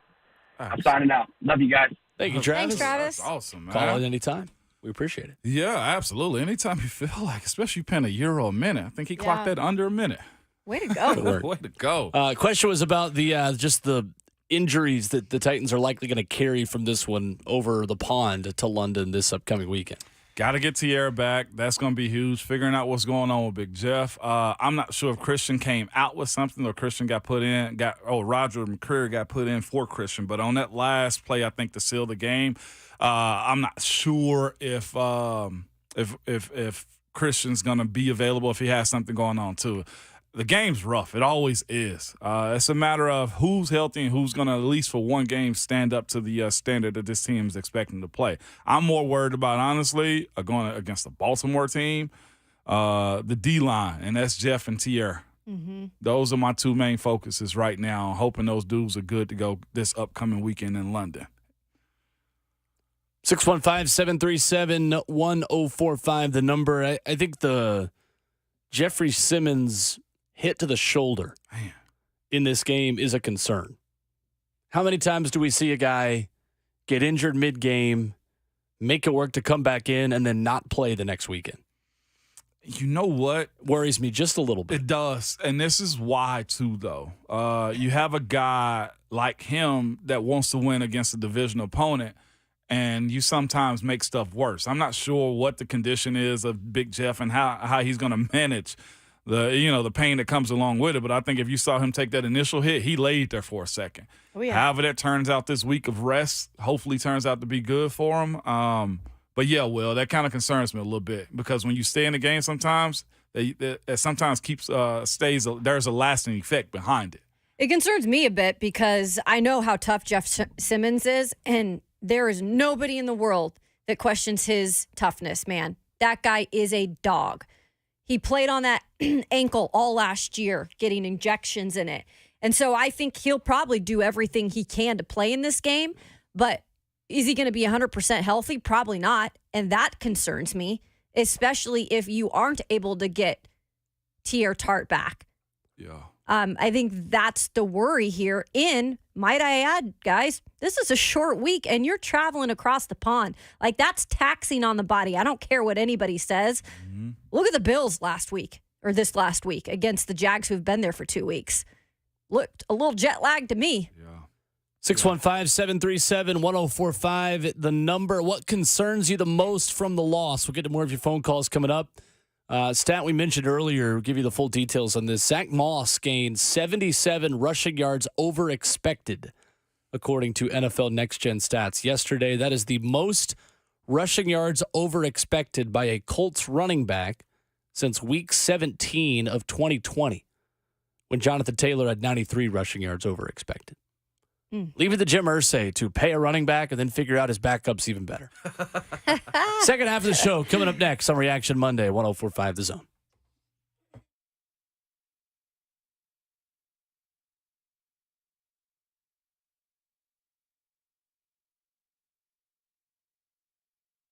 Hey, it's Kayla Anderson for the Ingram Agency. We've told you so many times it's a local agency that really gets it done. Founded from the ground up in 2010, Chris Ingram, along with his team of fully licensed professionals, have created an excellent agency. They focus on not only serving Middle Tennessee, but heck, the entire state. So let's say you need insurance and you're thinking about switching things up or just getting insurance for the first time, perhaps. This is a company to work with. They specialize in a wide array of products, including auto, home, life, commercial, aviation.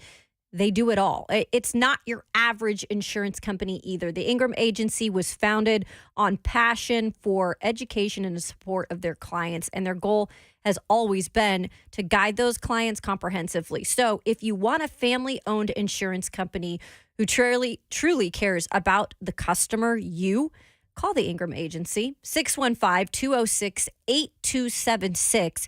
You can also log on to find out more at theingramagency.com. Make sure to rest easy with the Ingram Agency.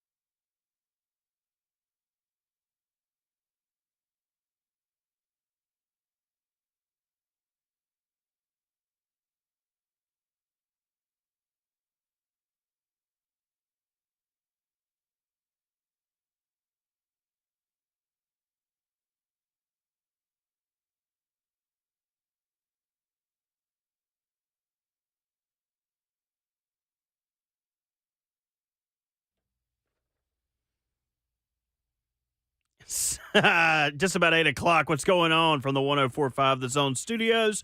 I'm Robert Walsh. Titans fall to the Colts 23-16. The only offensive bright spots being Tajay Spears getting his first NFL touchdown and DeAndre Hopkins' breakout performance. 8 catches for 140 yards. Here's one of those catches. Play fake, Tannehill looking, firing downfield, going for Hopkins, who somehow caught it. He sure did. Inside the 30-yard line at the 27 over Brents. Titans going to get on the ball. That was unbelievable. He turned all the way around. Yeah, that's a catch. Titans pack up and ship off to London to face the Ravens on Sunday. Ian Rappaport this morning reporting that Colts starting quarterback Anthony Richardson received an initial diagnosis of a grade 3 AC joint sprain, which means he'd miss over a month. He has an MRI this morning to confirm. Either way, it looks like Gardner Minshew next week and moving forward. Minshew, by the way, came in on relief on Sunday, helping secure the win, finishing 11 of 14 for 155 passing yards. And last night on Sunday Night Football, the 49ers drubbed the Cowboys 42-10. San Francisco continues its dominance, sacking Dak Prescott 3 times, intercepting him 3 times, and holding Dallas under 100 rushing yards. 49ers and the Philadelphia Eagles remain the only undefeated teams left in the NFL. For all your foundation repair and waterproofing needs, visit USSTN.com. Breaking news at once on your home for the Titans and the Vols. This is 104.5 The Zone.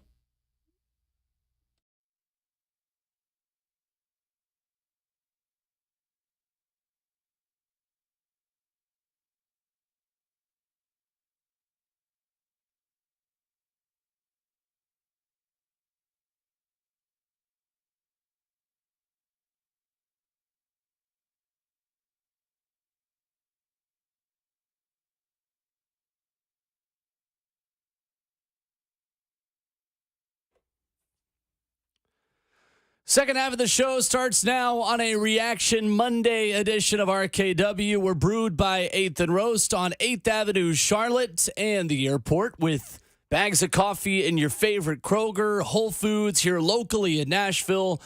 That's where you can find the best coffee in the Music City. We have got the Guatemalan blend going this morning, Concepcion Buena Vista. It's muy bien. Let's go. We're going international in more ways than one, not just Europe. Yeah, We're going right? to South America, Central America as well. 615-737-1045, our number. The Colts snap a 7-game home losing streak by beating the Titans for the first time in 6 tries yesterday.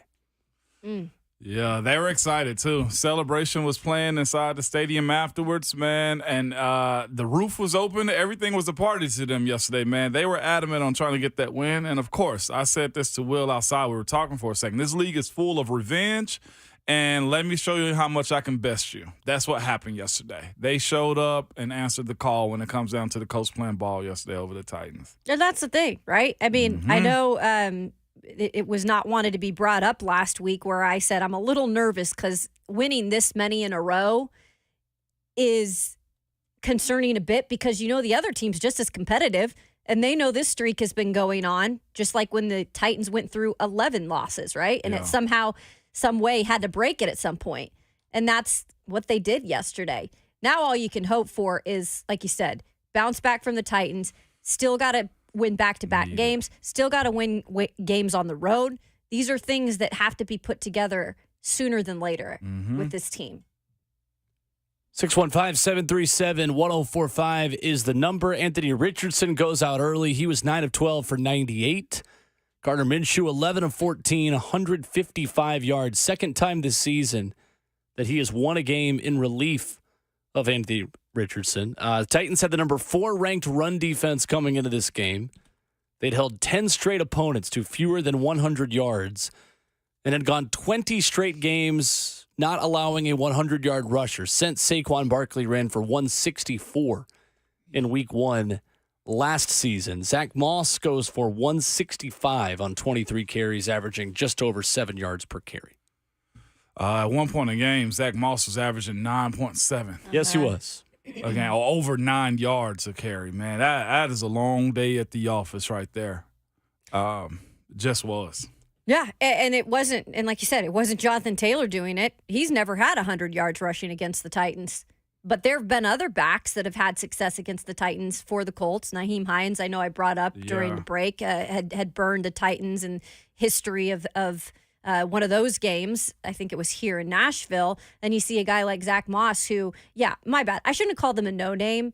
This is a guy who's clearly like shown some stuff this season. But I'm just saying this is not a guy that's your household name, right? In terms of a running back. This is a guy that's newer on the scene. This is most running backs in that case, though, too. Anybody can have a day on you. I don't think this defense expected him to be the guy, considering Jonathan Taylor was back. But, of course, people rise up in certain situations. He played a style of ball that was shown to be successful against this defense by patience. Again, he allowed his big boys up front to cover up the D-line and get to the second level. And the second-level guys did not do a good job of filling the gaps yesterday.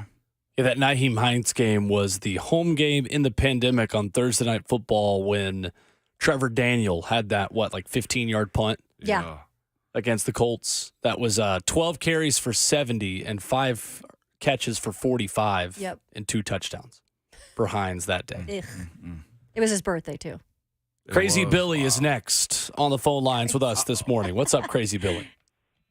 Hey, guys, thanks for taking my call, and a shout-out to the guy from Switzerland. Rest in peace, Mark Howard. I'm long time, was a friend of Mark's and even won a contest back in the old days when Mac Daddy and Steve were there. And anyways, I've got a Titans flu, and I couldn't figure it out. I was feeling really sick watching the game. I thought I was getting really, really, maybe a cold or something. And then I realized I had the Titans flu after I'd thrown down about 4 Tylenol and ibuprofen, and my head was just exploding as I was yelling at my safeties who just let a running back gash them. Man, our defense has got some change on those back safeties. And I love them, but I just could not even fathom what I saw yesterday. And I hope our GM looked at the 49ers. I know that's where he came from. But if you saw that game last night, they are loaded for bear. And I sure hope our team will turn around and get to that. And love the show, and love that little comment on Dawn. She had a little bio going this last weekend. Well, we're out, and go Titans. I hope we can make it through London. Appreciate the call, Crazy Billy. You mean Kayla? I don't know if he's I think it was something Dawn from on the weekend. her game, maybe. I wish he was a little crazier, honestly. Like, if you're going to come in with the name Crazy Billy, you got to be like, wow, it's crazy. Like you're selling used cars or something. He also said he was suffering from a condition this weekend, though. He called it Titans flu. So, again. That's a new Titanitis. The Titanitis. Ooh, elephanitis, Titanitis. Yeah, oh, my gosh. Allergic to stopping the run? Ooh, man. Let's hope that gets fixed. We say that. Here's the thing, though. Yesterday they were. Mm-hmm. First 4 games of the season, 69 yards given up, 61 yards, 78 and 72. Well, it's the thing I said earlier. This can still be an outlier game in terms of the run defense. I guess my thing is, how do you let it lapse that much, though? Like, if you've been such a solid run defense, I mean, it's been incredible. I think Titans fans are actually been a little spoiled. We've heard the numbers all morning in terms of the run defense. How is it that big of a lapse? So I think that's my question, because I could see allowing like 100 yards, but I just felt like it was such a lapse. It was almost like the complete opposite of what they've done. Maybe matchup sometimes. Yeah. It may be third down continuation of plays. Missed tackles played a huge part in what happened yesterday. And again, when you're the ones that's carrying the load for a good bit of the season, and I feel like this defense has, eventually you will get worn down a little bit. Injuries hit you, and they did yesterday. Not being able to fill the gaps bothered you yesterday. It did. When you're getting penalties down the field, that bothers also. And another quick pro tip was this, too. The Colts actually had more penalties than the Titans did as a team. That's also was super surprising. What sucks is the penalties that the Titans had were very situational, where it was third down situation, or you had them all the way backed up. The penalties breakdown was 4 for 58 for the Titans, and 8 for 55 for the Colts. Yardage, the Titans took it more because, again, there were DPIs that were given up on those plays. Right. That's where you got burnt. More critical. I think it was 4 holding calls called yesterday, too. Yep. And we'll get to, coming up in 15 minutes, the Kristian Fulton problem that is started for the Titans. You hear what Mike Vrabel had to say when he said after the game yesterday that he did consider benching him and even spoke to him at halftime about not getting beat on double moves. And then what happened in a big moment of the game? Got beat in a double move. Back to the phones. Joe is in Missouri. We've heard from North Carolina, Tennessee, of course, Switzerland, and now Missouri. What's up, Joe? Hey, what's going on, guys? Not much. Good morning. Good morning. So I got 2 questions. My first question is, I know the Titans switched up their offensive line a little bit this past week because they got MPF back. So my first question is, how much of that can be contributed to the Titans' lack of running offense? And then my second question is with Kristian Fulton. And I was watching after the game. He was on TV, and they were interviewing him and stuff. And, he just seemed like – it seemed like he thought that he played an amazing game and he did nothing wrong. And so how much of that possibly can be contributing to the problem of Kristian Fulton? Because at the end of the day, if the dude doesn't think he's doing anything wrong, then how much can he actually change and get better? You know what I mean? Yeah. So those are my 2 questions. Thank you, guys. Have a good day, all right? Thanks, Thank Joe. you too. Yeah, the question on NPF. NPF was inactive. Well, he's not even on the roster yet. They have until today to put him back on the 53. They had a roster exemption from his suspension, basically. So I would expect a move today to put NPF back on the active roster. Correct. As far as the Kristian Fulton stuff goes, we're going to hear that exact comment he made post-game. I completely agree. In his head, in his family's heads, if you read his dad's Twitter account, which how could you not? If you said anything about Fulton during the game, he probably tweeted at you and called you trash because that's all he did. Keith Fulton will name you by your first name and last name over the weekend. The excuses from Kristian Fulton and what he has to say after the game that we're going to hear in a minute are more worrying to me than the actual play itself. Yeah. Because it'd be one thing if he played poorly and owned it and said, I got to be better. No, he blamed the refs. He said his technique was good. How is your technique good when you're eating turf pellets because you were in the way and pushed over just like A.J. Brown did to you last year? Do you not watch your own tape? Do you not listen when the coach tells you not to bite on a double move? Or are you so obsessed with getting interceptions in a contract year because you want to get paid by somebody else that your eyes are in the backfield and you're focused on interceptions? Because clearly, just like your dad said on social media when he said change of scenery is good, you are more focused on a change of scenery than you are actually doing what your football team now needs you to do to win.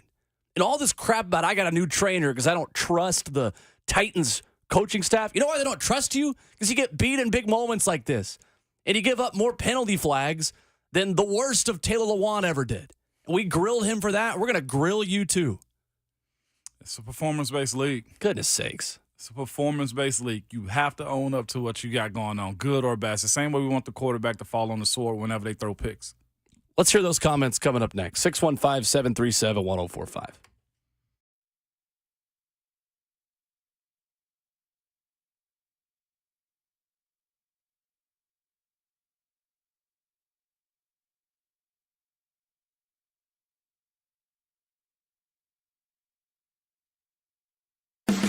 This is your off-the-track racing report, brought to you by Ferguson, your source for clean air. Rolling into the round of 8. A.J. Allmendinger stole the headlines yesterday by winning the Bank of America Roval 400 at the Charlotte Motor Speedway road course. Allmendinger led twice for a race-high 46 laps, including the last 33, and beat runner-up William Byron to the finish line to win his first Cup race of the season, his first at the Roval, and the third of his Cup Series career, all on road courses. Kyle Busch finished third. He needed to win to advance to the round of 8, but was eliminated along with Ross Chastain, Bubba Wallace, and Brad Keselowski. Meanwhile, Byron and Ryan Blaney had already qualified because of their victories during this latest round. Other qualifiers include Tyler Reddick, Denny Hamlin, Christopher Bell, Chris Buescher, Kyle Larson, who started from the rear in a backup car and finished 13th, and Martin Truex Jr. The Cup Series heads west to Las Vegas for the first race in the round of 8. Sunday South Point 400 is set for a 1:30 start on NBC. This has been your Off the Track Racing Report, brought to you by Ferguson, your source for clean air. Now is the time to start your summer projects. Let Ferguson Bath Kitchen Lighting and Appliance Gallery reinvent what a kitchen means with Jen Air appliances. They can help remodel your kitchen with innovative, intuitive, and controlled convenience with equipment like the Jen Air's connected wall oven. See Jen Air and the other amazing kitchen products at the Ferguson showroom at 3201 Powell Avenue in Nashville, and coming soon to the Providence shopping area in Mount Juliet. With the help of the experts at Ferguson and Jen Air, you can build the kitchen of your dreams.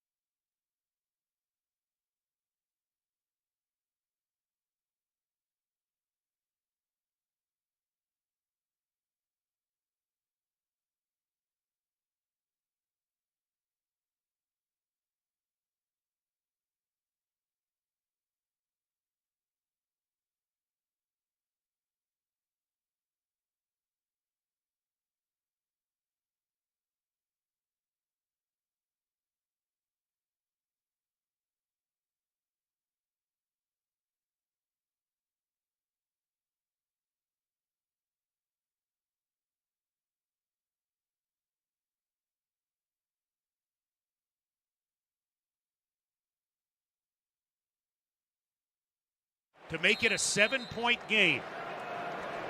Rigoberto Sanchez to hold. Snap, set, Gay's kick is up, and his kick is good. That was the field goal for the Indianapolis Colts to make this a 23-16 game late. And after a pass interference from Kristian Fulton, extended the drive for the Indianapolis Colts with 4:28 to go on a 3rd and 12, a double move that was the exact same thing Shane Steichen took advantage of last season in Philly when he was their offensive coordinator. It's RKW brewed by 8th and Roast right here on 104.5 The Zone. So let's hear from Kristian Fulton, who yesterday spoke with our Buck Rising and in the locker room had this to say about his performance. And this is a long interview session. You'll hear a couple voices in this, but essentially you're not going to hear Kristian Fulton take much accountability. He pushed me over. Thought I would score, so it's a part of the game. Thought of me personally, bad call. So life is a DB. That's what it is. What is starting to go wrong? Because typically you're a very technically sound corner, but some things aren't happening. What's going into that? I feel like I was very sound today. I mean, besides one play, the one with 11 where he caught the out or whatever, it was on me, I guess, bad eye. But for the most part, I think today was, technically sound. Obviously, they made some plays or whatever, but I mean, it's hard when you got to play against, the refs and the DBs. And the receivers. But life is a DB. And, I'm gonna keep stepping every time, so I'll be back next week. That play with Pittman, that was managed basically just a move, or the one you were talking about. Yeah, he just gave me a double move. I mean, like I said, if you own everything, they're gonna try to do double moves on you. So, I mean, that's what I gotta start expecting now, I guess. You feel like you're starting to see that more often? That's the only way they can get open. Is keep running double moves. So what's happening on that? Is it a matter of you're getting caught with your eyes in the backfield? You're sitting on the sticks? I mean, it just depends on the situation. It could be 3rd down. You got to play the sticks. I mean, it really just depends on the situation. What coverage you in, and all that. So that's it. Vrabel said he was coaching up at halftime on something. Yeah, I mean, he said he just wanted us to be aggressive, a challenge. Like I said, it's a thin line between playing aggressive and, like you said, when they're doing double moves too. So, I don't know what I could do. Like I said, eyes, I could be better with my eyes, I guess. What's frustration like? There's Kristian Fulton. Post game. Says, thought his technique was sound. And it says the only way they can get over him is with double moves. 2 things about that. Okay. One, in Cleveland, they went over him because he was a part of a busted coverage. So, 0 for 1, Kristian. B, if you know the only way they can get over you, which isn't true, but in your mind, even if that still is the truth, wouldn't you take the coaching from your head coach at halftime to maybe not get beat with a double move? This was Mike Vrabel post-game about if he thought about benching Kristian Fulton, answering this question from Buck Rising yesterday. No, it's never about one player, but was there any thought to potentially pulling Kristian Fulton? Yeah, there was thought. I thought wanted Kristian to challenge and do his job, and the double move is one thing. They double moved him, and I coached them even at halftime. I said if they double move you, try to make sure that you're square and that you're that's how we can play it. And the referee thought he slid over late, but we just got to make sure that we keep our eyes on our man and not in the backfield. Man coverage. We're not going to intercept the football in man coverage. Our job in man coverage is to not let our guy catch the ball, and if the ball gets tipped, then the post safety is going to probably intercept it. But we can't go, looking for interceptions in man coverage. Our eyes will be in the backfield too much. Yep. There's Mike Vrabel post game. How big of a problem do the Titans have in Kristian Fulton, guys? That's pretty tough. For Buck to ask that question, Vrabel basically give a yes to the answer, That's a tough spot to be in, and even worse for him because this is a contract year, and this stuff does matter. But you hear Vrabel basically telling him, play your assignment, not what you want to happen at your assignment. You stick with your man to man and not try to bite on double moves, then you will have more success than failure. This also lends to the fact that he was saying, you can't play against the refs and the wide receivers in the same weekend. Well, here's the thing. We, in this division, we look at certain players that are game wreckers. Derek's a game wrecker, right? So what do you counter Derek with? Stacking the box.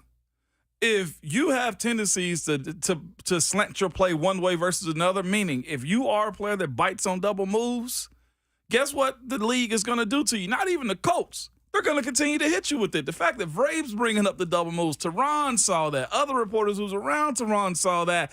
That is a problem. That ain't a let me beat the refs. That's a my tape sucks. My tape is out. We just watched that play on that 3rd and 12 that Kristian got beat on. Immediately after that, Gardner Minshew's raising his hands. Why did they go double moves with Michael Pittman Jr.? It's because Kristian gives it up. Your tape follows you, Kristian. I feel where you coming from. You're upset. You're mad about this. But it's almost inexcusable to blame somebody else. That's on me, and I'm not going to say much behind it. I got to fix it. That's frustrating to hear. It just is. And I empathize with where he is in his career because there's a lot of pressure going into a contract year. But you can't point the finger at nobody else when your coach said for the world to hear, yes, I thought about benching him. Mm-hmm. That's tough. That's on you as a player more than anything else. And again, we had a call in the 6 o'clock that pretty much said Vrabel's emotions are showing in the players' feed off that. No, that ain't it. You see the emotions of a guy like him because as a player, you know that if the call is good, and the call seems to have been good, and there's help there, when you don't see your players execute that, you do get emotional because if the call was good, you had one assignment, and if he told you this at halftime, that's neglect on your end. That's on you, the player. You can be mad at the coaches all you want to. But when it comes down to you doing your job, Bill Belichick's famous words is what? Do your job. If you're not accomplishing that, that's a you problem. And you get fired from that or you lose value in that. Well, and that's something that he's going to have to sit down and have a heart-to-heart with himself with this whole situation this year, being in a contract year, perhaps trying to do too much, getting frustrated, game in and game out. Now there's obviously a calling from the fans, that's not a great one. They want to see him benched. Look, that's a lot His to coach deal with. said Look, that, it ain't even the fans. Just let me finish. It ain't even the fans. Let me finish. So, as a player, you need to look yourself in the mirror at this point of your career. And I don't know what his future plans are. I don't know if he wants to be here or not. But you're in a contract right now with the Tennessee Titans, and you're not playing up to the potential and what you're supposed to be playing up to. And there's been issues, right? First it was injuries. Now it's just the question in terms of his play and some of the penalties that are just things that he needs to be better. And for Kristian, to me, this is a point where you got to figure it out now or you are going to be sitting on the bench. And that at this point, guys, if it's the time to do that, that's up to head coach Mike Vrabel. So just as much as you want to say that's coming from the coach, it's also coming from the coach who has the decision to bench him. And he decided, Mike Vrabel said he was thinking about it. He did not bench him, though. So if that is what they want to do right now, that is on Mike Vrabel and that staff to make that call. 615-737-1045 is the number. Josh is in Nashville up next on the phone lines. What's up, Josh? Hey, guys. Good morning. Hey, Good sorry morning. for the background noise. Actually, trying to get a lift in. Hey, this isn't why I was calling, but dadgum, this Fulton thing, man. There's a book by John Maxwell called The Self-Aware Leader, and it talks about accountability. If you can't lead yourself, you're not going to be able to lead. And I just encourage him to read that book because being a leader is all about accountability and owning your own mistakes. And I just hope he can get to that point.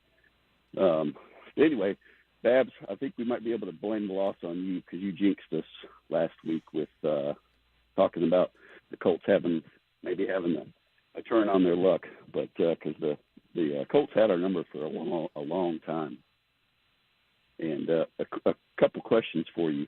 I haven't looked at the stats, but where do we lie with our offense scoring touchdowns versus field goals? Because it seems like our points are all coming off of field goals.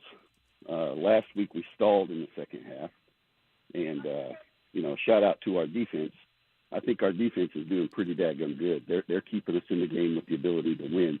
We just don't have a good offensive scheme right now. We've got the tools, but we just don't have a scheme. So, just one thing real quick, because I've had 2 callers, I think, today. So I am not Don Davenport, just to let everybody know out there. Yes, we probably sound a little similar. Yes, we both have blonde hair, but I'm Kaylee Anderson, not Don Davenport, not Babs. Just wanted to make sure y'all knew the difference if you're a little confused. Yeah, Babs is from 3 to 6. And on the point of the defense, being good, defense wasn't great yesterday. They gave up 193 yards on the ground. Yeah. I don't agree with that. Yeah. Mm-mm. Danny the Burrow is next. 615-737-1045. What's up, Danny? What's up, guys? I just had 2 quick points and then a question. First, Will, your rant on Kristian Fulton in the last segment was chef's kiss. Thank you. Fantastic. Thank you. Second, I didn't get to call last week and give roses out. Titans, you whooped up on my Bengals. Great job. And what's more, I took my son to his first NFL game, and I can't tell you how much I appreciate the class and respect that Titans fans showed me having a younger kid with me. It's why I moved my family to Middle Tennessee, and we put our roots down here. It's just good people. So thank you all for being who you are. I love you to death. Now for my question. It felt to me, being able to sit down and watch a Titans game on TV for the first time this season while it happened, that the Titans on the offensive side, in that game specifically yesterday, moved away from featuring Derrick Henry. And when I saw Derrick Henry running the ball yesterday, he was getting some mean, angry yards. He looked good. And I understand the change of pace and the dynamic aspect of what Tajay Spears can bring. And, yes, Henry ended up having more yards than Spears. But am I wrong in getting the sense that they moved away from featuring Derrick, probably one of his best games in the last couple seasons, against the Bengals, who have a respectable defense, not a great one. But I just wanted you guys' 2 cents on if maybe a little bit more of a dosage of King Henry earlier in the second half and late in the first could have changed some of the narrative in the field position game that was played yesterday. Thanks, Danny. You guys think Derrick Henry should have been featured more? Yesterday? Yeah. I've been on the boat saying, I've been on the train saying Tajay is doing his thing. It really does come down to balance. I think their reps are similar, all in all. But when you get behind the sticks or you're trying to play catch up in the game, unless the run game is working really well, then it's hard to just continue to hand it off when it's 2 yards, 2 yards, 2 yards. That's my say-so when it comes down to one getting more than the other. Tajay seems to provide a burst. But, again, here's the thing. Those 2 dudes and how they feel versus what the team is suggesting, I don't want to make this a him versus a Tajay versus Derrick thing at all. It's just that when Tajay's in, the opportunities seem to be very good when it comes down to his production at a quicker rate. That's where I kind of stand in this conversation of Derrick versus Tajay. Yeah, I think Derrick, honestly, in the first half, I did think he was catching some momentum. I think even at some point I had tweeted that out. It almost looked at one point he could have broke one. But then it just seemed like Ramon says when you're kind of playing from behind too, and they seem to sometimes get away from that. I'm not like mad at all with not seeing as much Derrick in the second half. I don't think that it was just the flow of the game at that point to see Derrick. I don't know. It just, to me, like, I'm okay with it.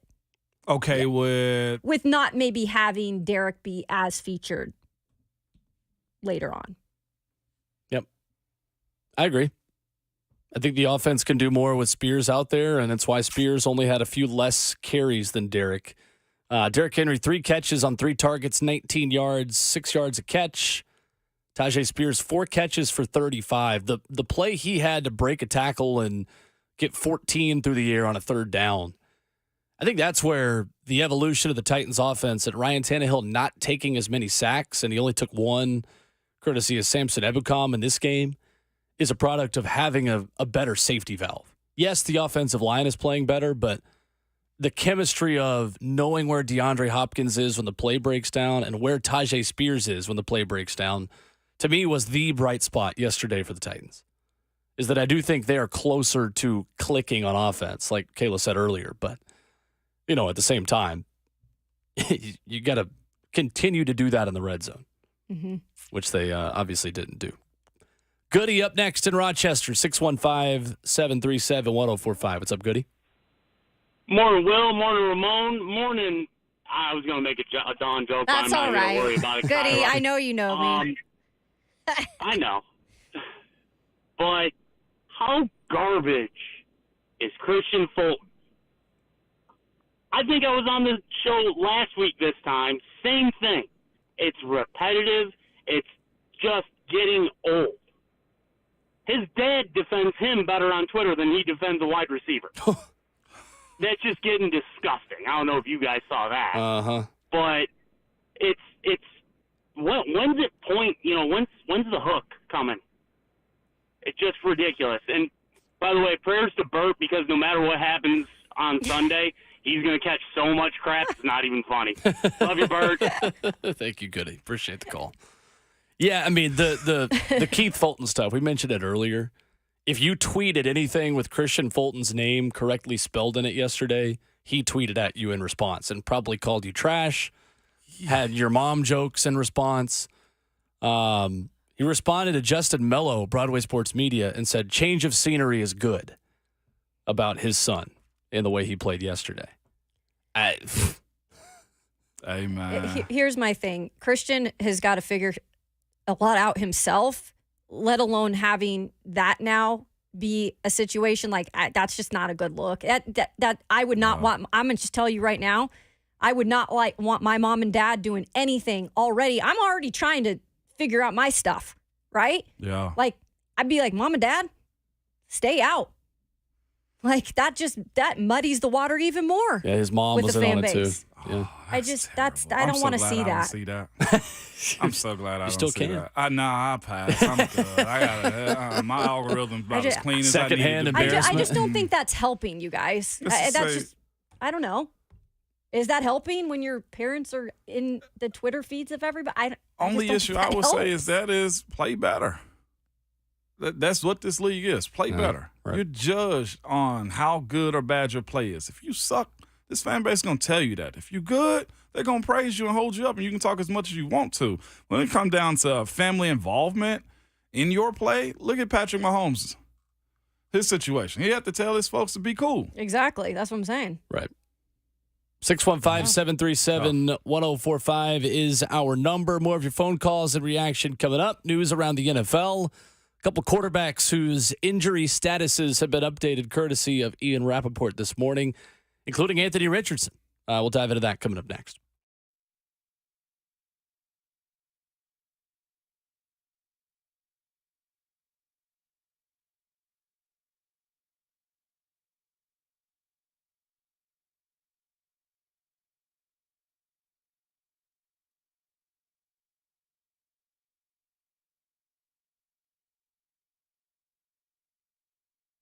Hey, it's Kayla Anderson for our friends at Arbor Art Tree and Shrub. And now, well, they're teaming up with Save a Tree. So double the dose of professionalism. Dean Klaskock and his crew do such a great job. Arbor Art Tree and Shrub, they do it all. They're not just the regular tree guy or landscape guy. They keep the bugs from eating your trees and shrubs. It's such a problem here in Middle Tennessee.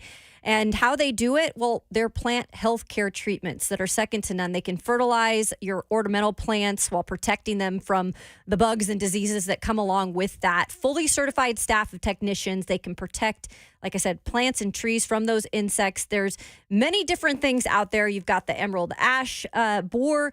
You've got the crepe myrtle. All those things can be avoided, and your lawn, trees, arbor art, they can make it look real good. And like I said, now teaming up with Save a Tree. They're also hiring. This is a company that has been in business now almost 30 years. Very well respected. Quality group to work with. Arbor Art Tree and Shrub now teaming up with Save a Tree for exceptional service every single time. Make sure to call them 299-9999.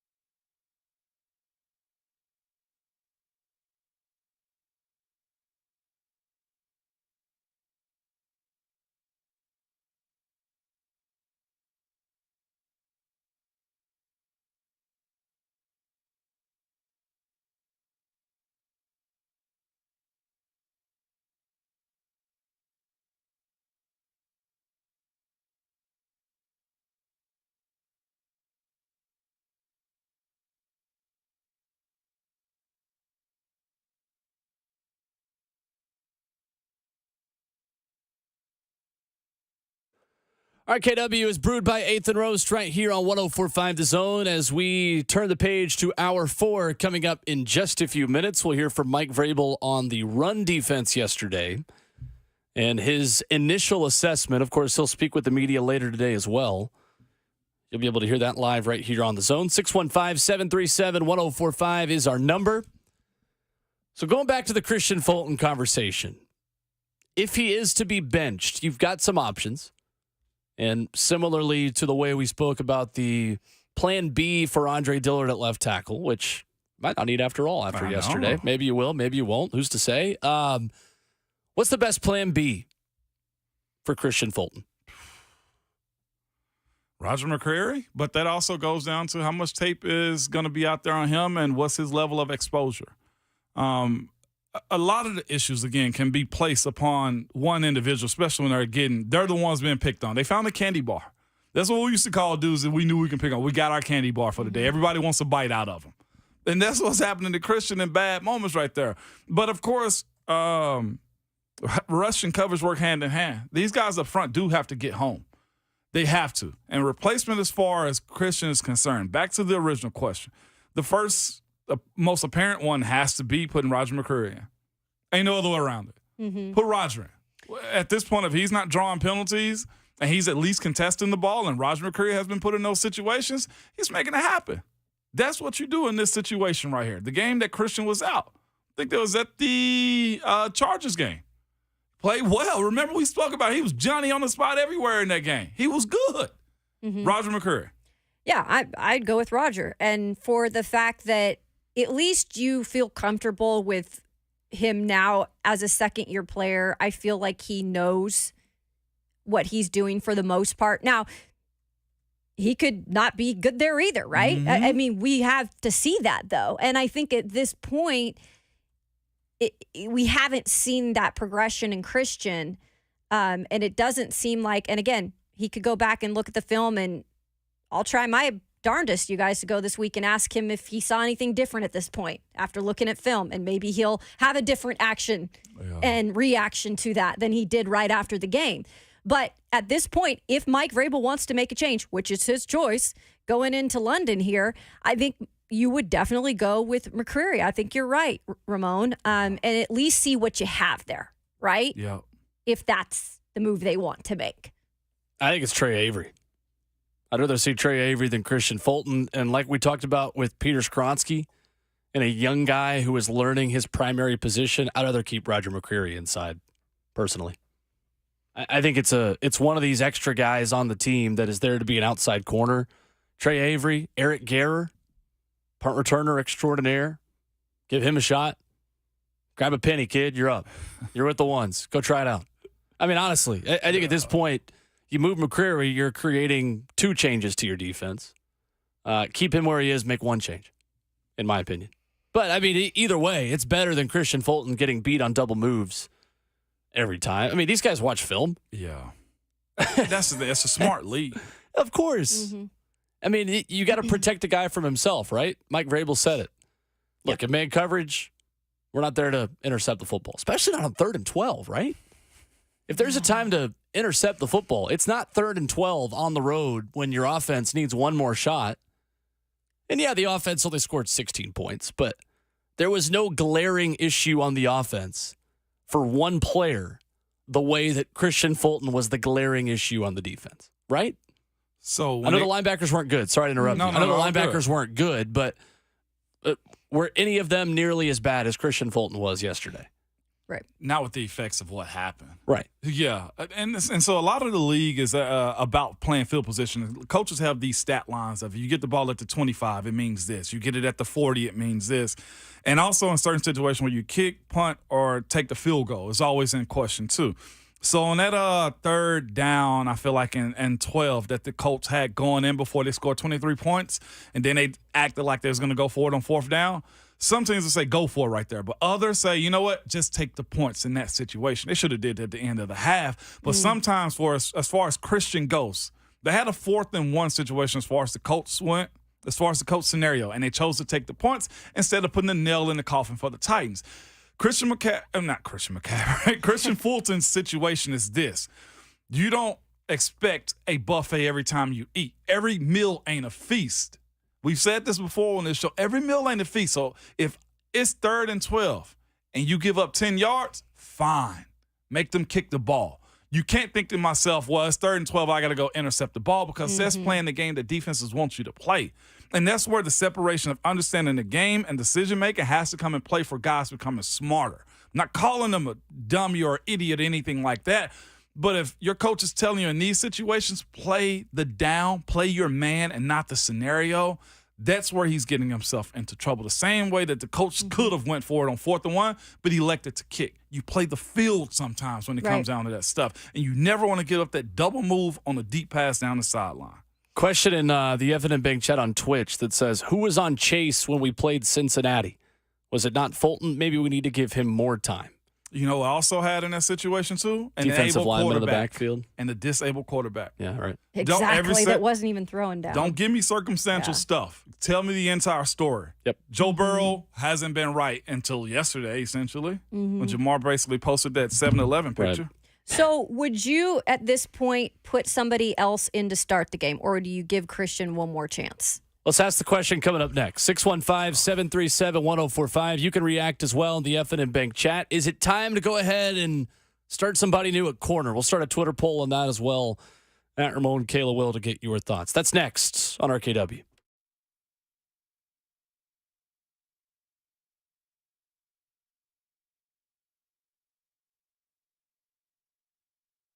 If you were buying a car from Two Rivers Ford when they first opened their doors in 1983, you probably want the latest technology, which would have been, listen to this, y'all, AM, FM cassette combo back then, okay? Think about that. Tapes. Yeah, definitely. Then you probably go to the local paper to get some pricing. Then you drive over to Two Rivers Ford and talk to one of their non-commissioned salespeople. Flash forward to today, and the buying process looks a lot different. You see, Two Rivers Ford knows that everybody likes to shop differently, so they put you in control. In fact, you can buy a vehicle from Two Rivers Ford without ever coming to the dealership. Lots of their customers do, and Two Rivers Ford delivers also.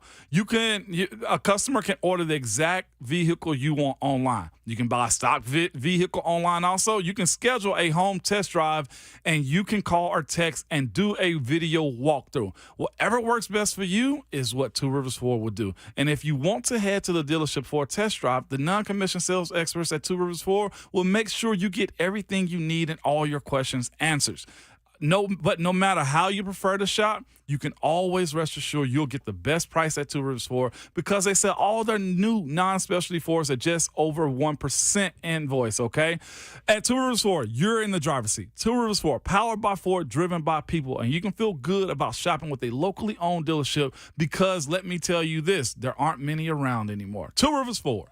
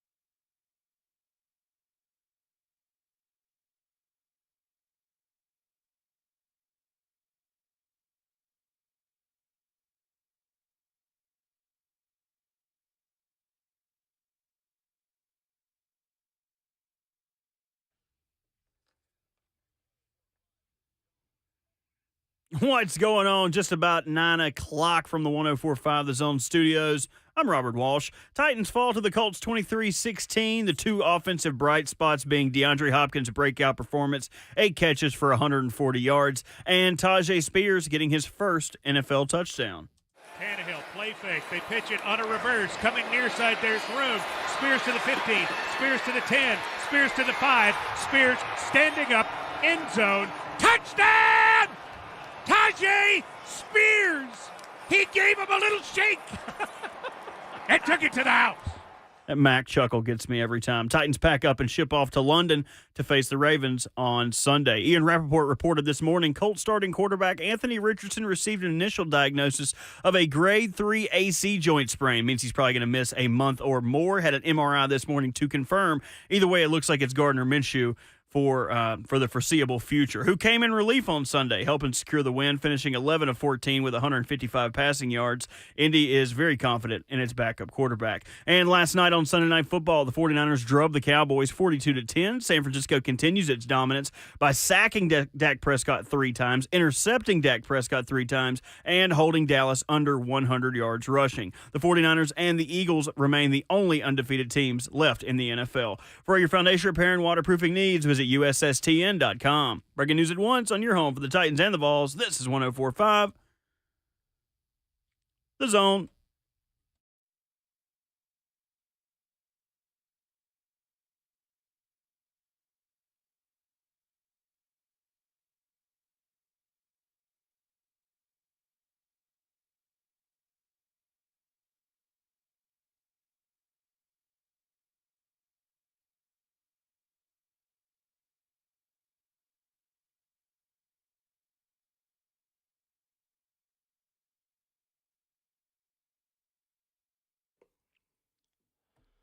Fourth and final hour of the show. RKW is brewed by 8th and Roast right here on 104.5 The Zone. Locally owned and operated by lifelong friends turned business partners who design the local shops as a way to feel welcomed, connected, and part of a community. Go by and see them on 8th, Charlotte, or to your local Kroger or Whole Foods here in Middle Tennessee. Grab a bag of grounds or beans and thank us later. Great stuff that we're sipping on this morning. The Concepcion Buena Vista blend is terrific. And I've had 3 cups of this, and yes, I'm shaking. This is my 4th. In a good way. I'm all jacked up Yeah, on. and I'm okay to be shaking. This the is roast. good. We've dealt with some less than coffee as of late. Not from these guys, that's for putting sure. it nicely. But not no more, okay? Not anymore is what I'm telling you. Whew, this is good. It's good stuff. Shout out to 8th and Roast, man. Ramon Foster, Kayla Anderson, Robert Walsh, I'm Will Bowling. London calling for the Titans this upcoming weekend. And this Friday, you'll be able to join us. The Admiralty right outside of Trafalgar Square. If you're headed to London, make plans to be there with us noon to 4. And we are very, very excited about that. But right now, we are recapping yesterday on a Reaction Monday. In 20 minutes, we will recap what the AFC South looked like over the weekend, where the Titans are not alone in 4th at 2-3. So that coming up here in just a few minutes. Mike Vrabel commented yesterday on the run defense, or I should say the lack of run defense. This was his initial assessment on what the issue was. No, I think I know there were some guys out of their gaps, guys jumping around trying to make plays. And, what we got to do is we got to set an edge, build a wall, and swarm and tackle. And I'm sure there'll be some missed tackles, but I know that there were some gaps in the wall. I know on one there was an edge, and again the big one probably makes it look worse than what it was because there was probably a lot of 2-yard gains and 1-yard gains. Like I said, 56 or whatever they had was on one. But then there were some other times that I felt like when they needed to run it, they ran it, and they were able to push us in there in the end zone. Mike Vrabel yesterday, defense giving up their first 100-yard rusher since Saquon Barkley week 1 last year, first 100-yard game on the ground in 20 games since that day as well.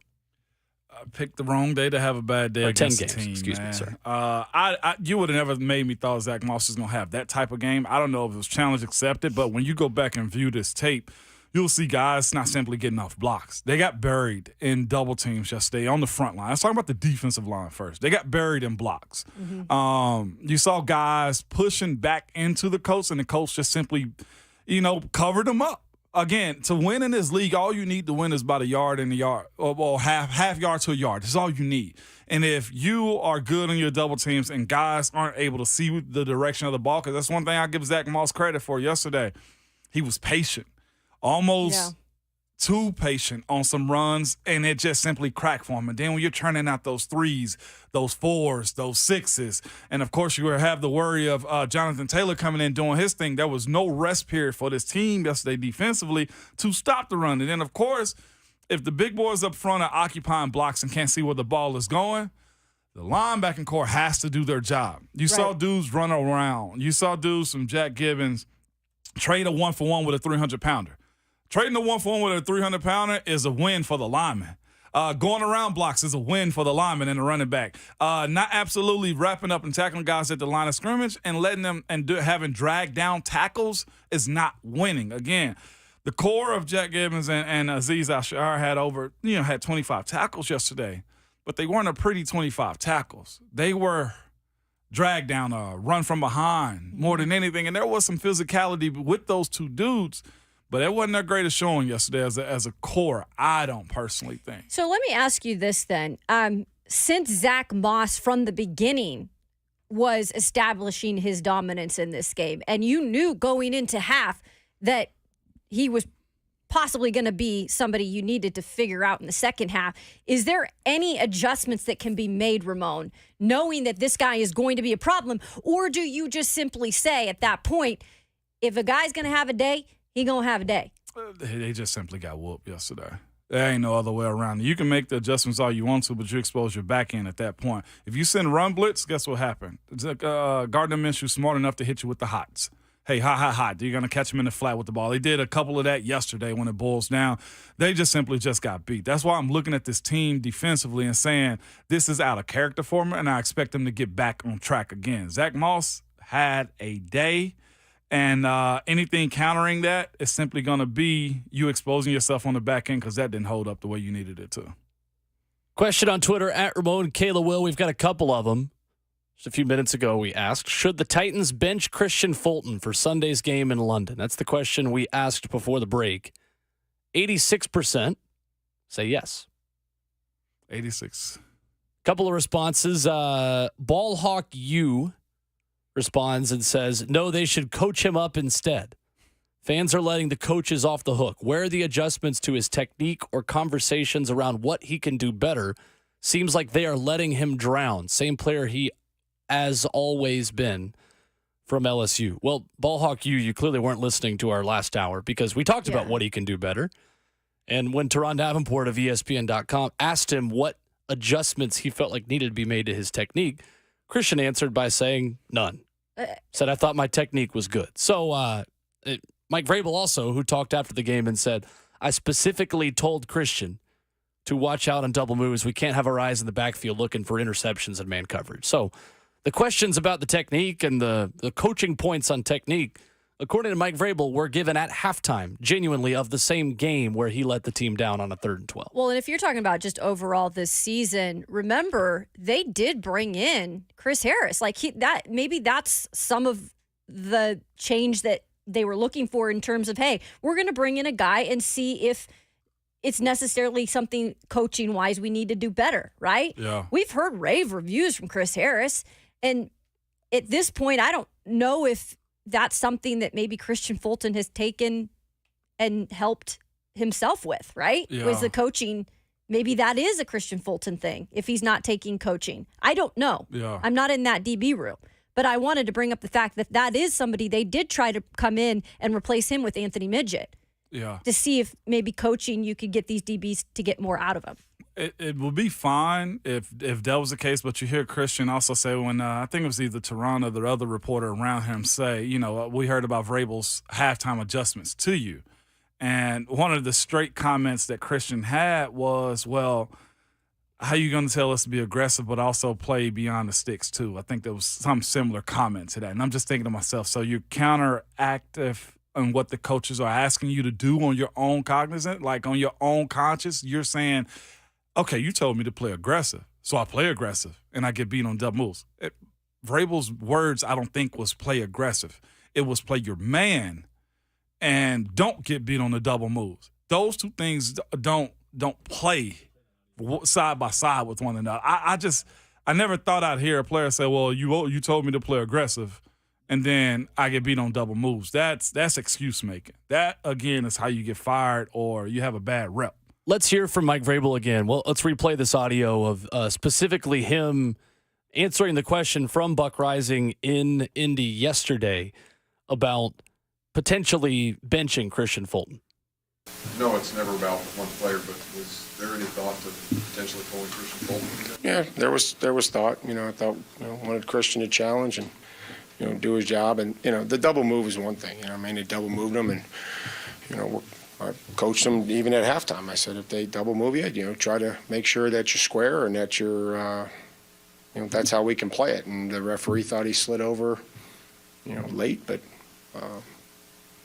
we just got to make sure that we keep our eyes on our man and not in the backfield. Man coverage. We're not going to intercept the football in man coverage. Our job in man coverage is to not let our guy catch the ball, and if the ball gets tipped, then the post safety is going to probably intercept it. But we can't go, looking for interceptions in man coverage. Our eyes will be in the backfield too much. So there's Mike Vrabel post game, and to be fair to Kristian and to be fair to the entire performance, because yes, we'll grill him for his lack of accountability post game and for the penalties and the play. We have talked a lot more about Kristian Fulton than we have an offense that only scored 16 points. Yep. And ultimately, this is a team loss. And this is not only on Kristian. We've talked a lot about Kristian because when you answer questions the way he did post-game, you open yourself up to additional criticism. Well, we did it with Dillard 2 weeks ago. We did it with Andre Dillard. We've done it with Taylor Lewan for years before this show existed. We've done it with Ryan Tannehill in week 1. Yep. And we talked about him maybe not taking enough accountability. When you answer the way he did, and when your family goes after reporters on social media, you actually open yourself up for more criticism. So let's turn the page. Is he the biggest reason the Titans lost yesterday? No. No, lack of scoring. It was a whole team thing. Right. 16 points isn't enough. No. Red zone offense 1 for 4 is not enough. How do you fix the red zone issues? We'll dive into that coming up next. We'll also look around the AFC South, where Jacksonville and London gets a big win in front of their home crowd, and the Atlanta Falcons, a Younghoe Koo late field goal. Arthur Smith gives his old buddy Mike Vrabel some help in the AFC South. We'll dive into those results coming up next as well.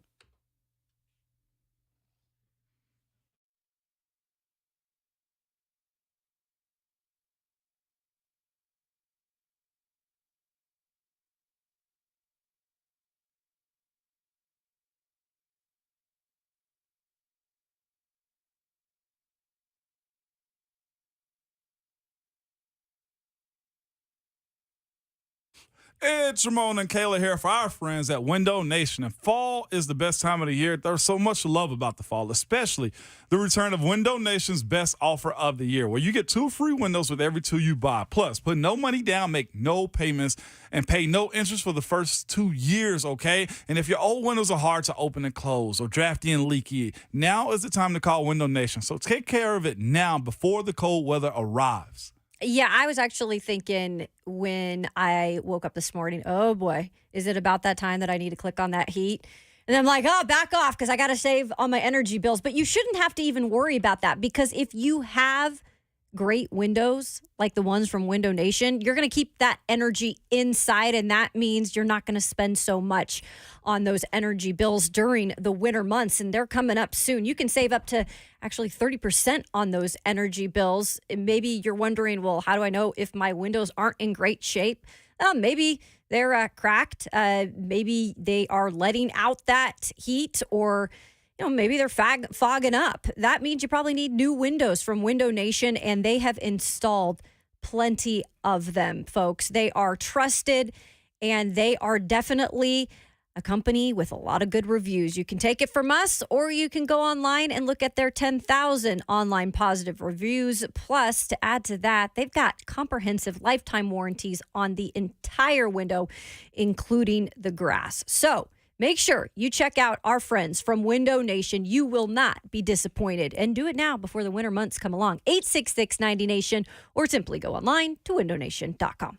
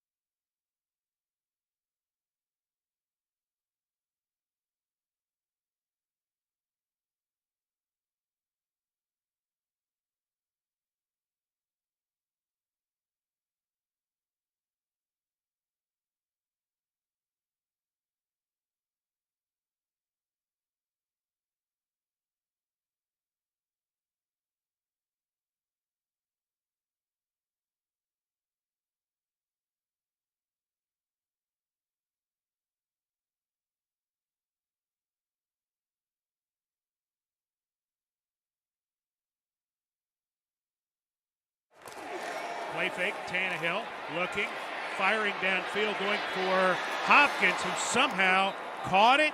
He sure did. Inside the 30-yard line at the 27 over Brents. Titans going to get on the ball. That was unbelievable. He turned all the way around. Yeah, that's a catch. Yesterday in Indy, the Titans got good play from DeAndre Hopkins. Still wasn't enough to get a win against the Colts, who broke a 7-game home losing streak.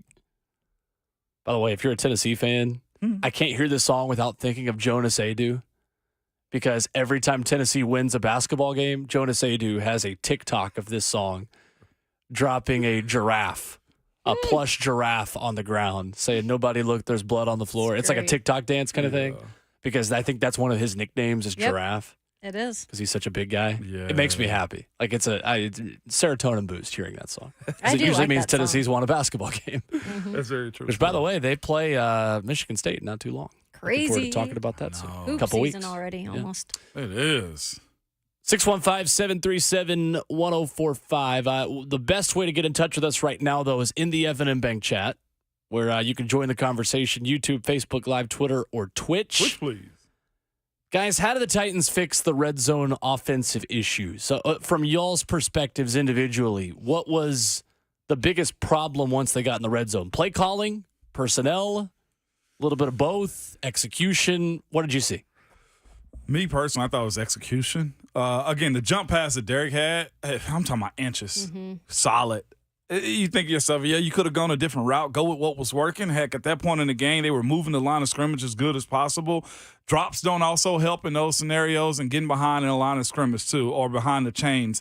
If you're going to run in a tight red zone, maybe incorporating an extra offensive lineman could do you more justice than actually having to worry about what the tight ends are going to do at the line of scrimmage too. At the point of attack, they've been more behind the line of scrimmage than actually gaining a whole lot. And that's a concern because this team relies on blocking tight ends a good bit of the stuff that they're doing.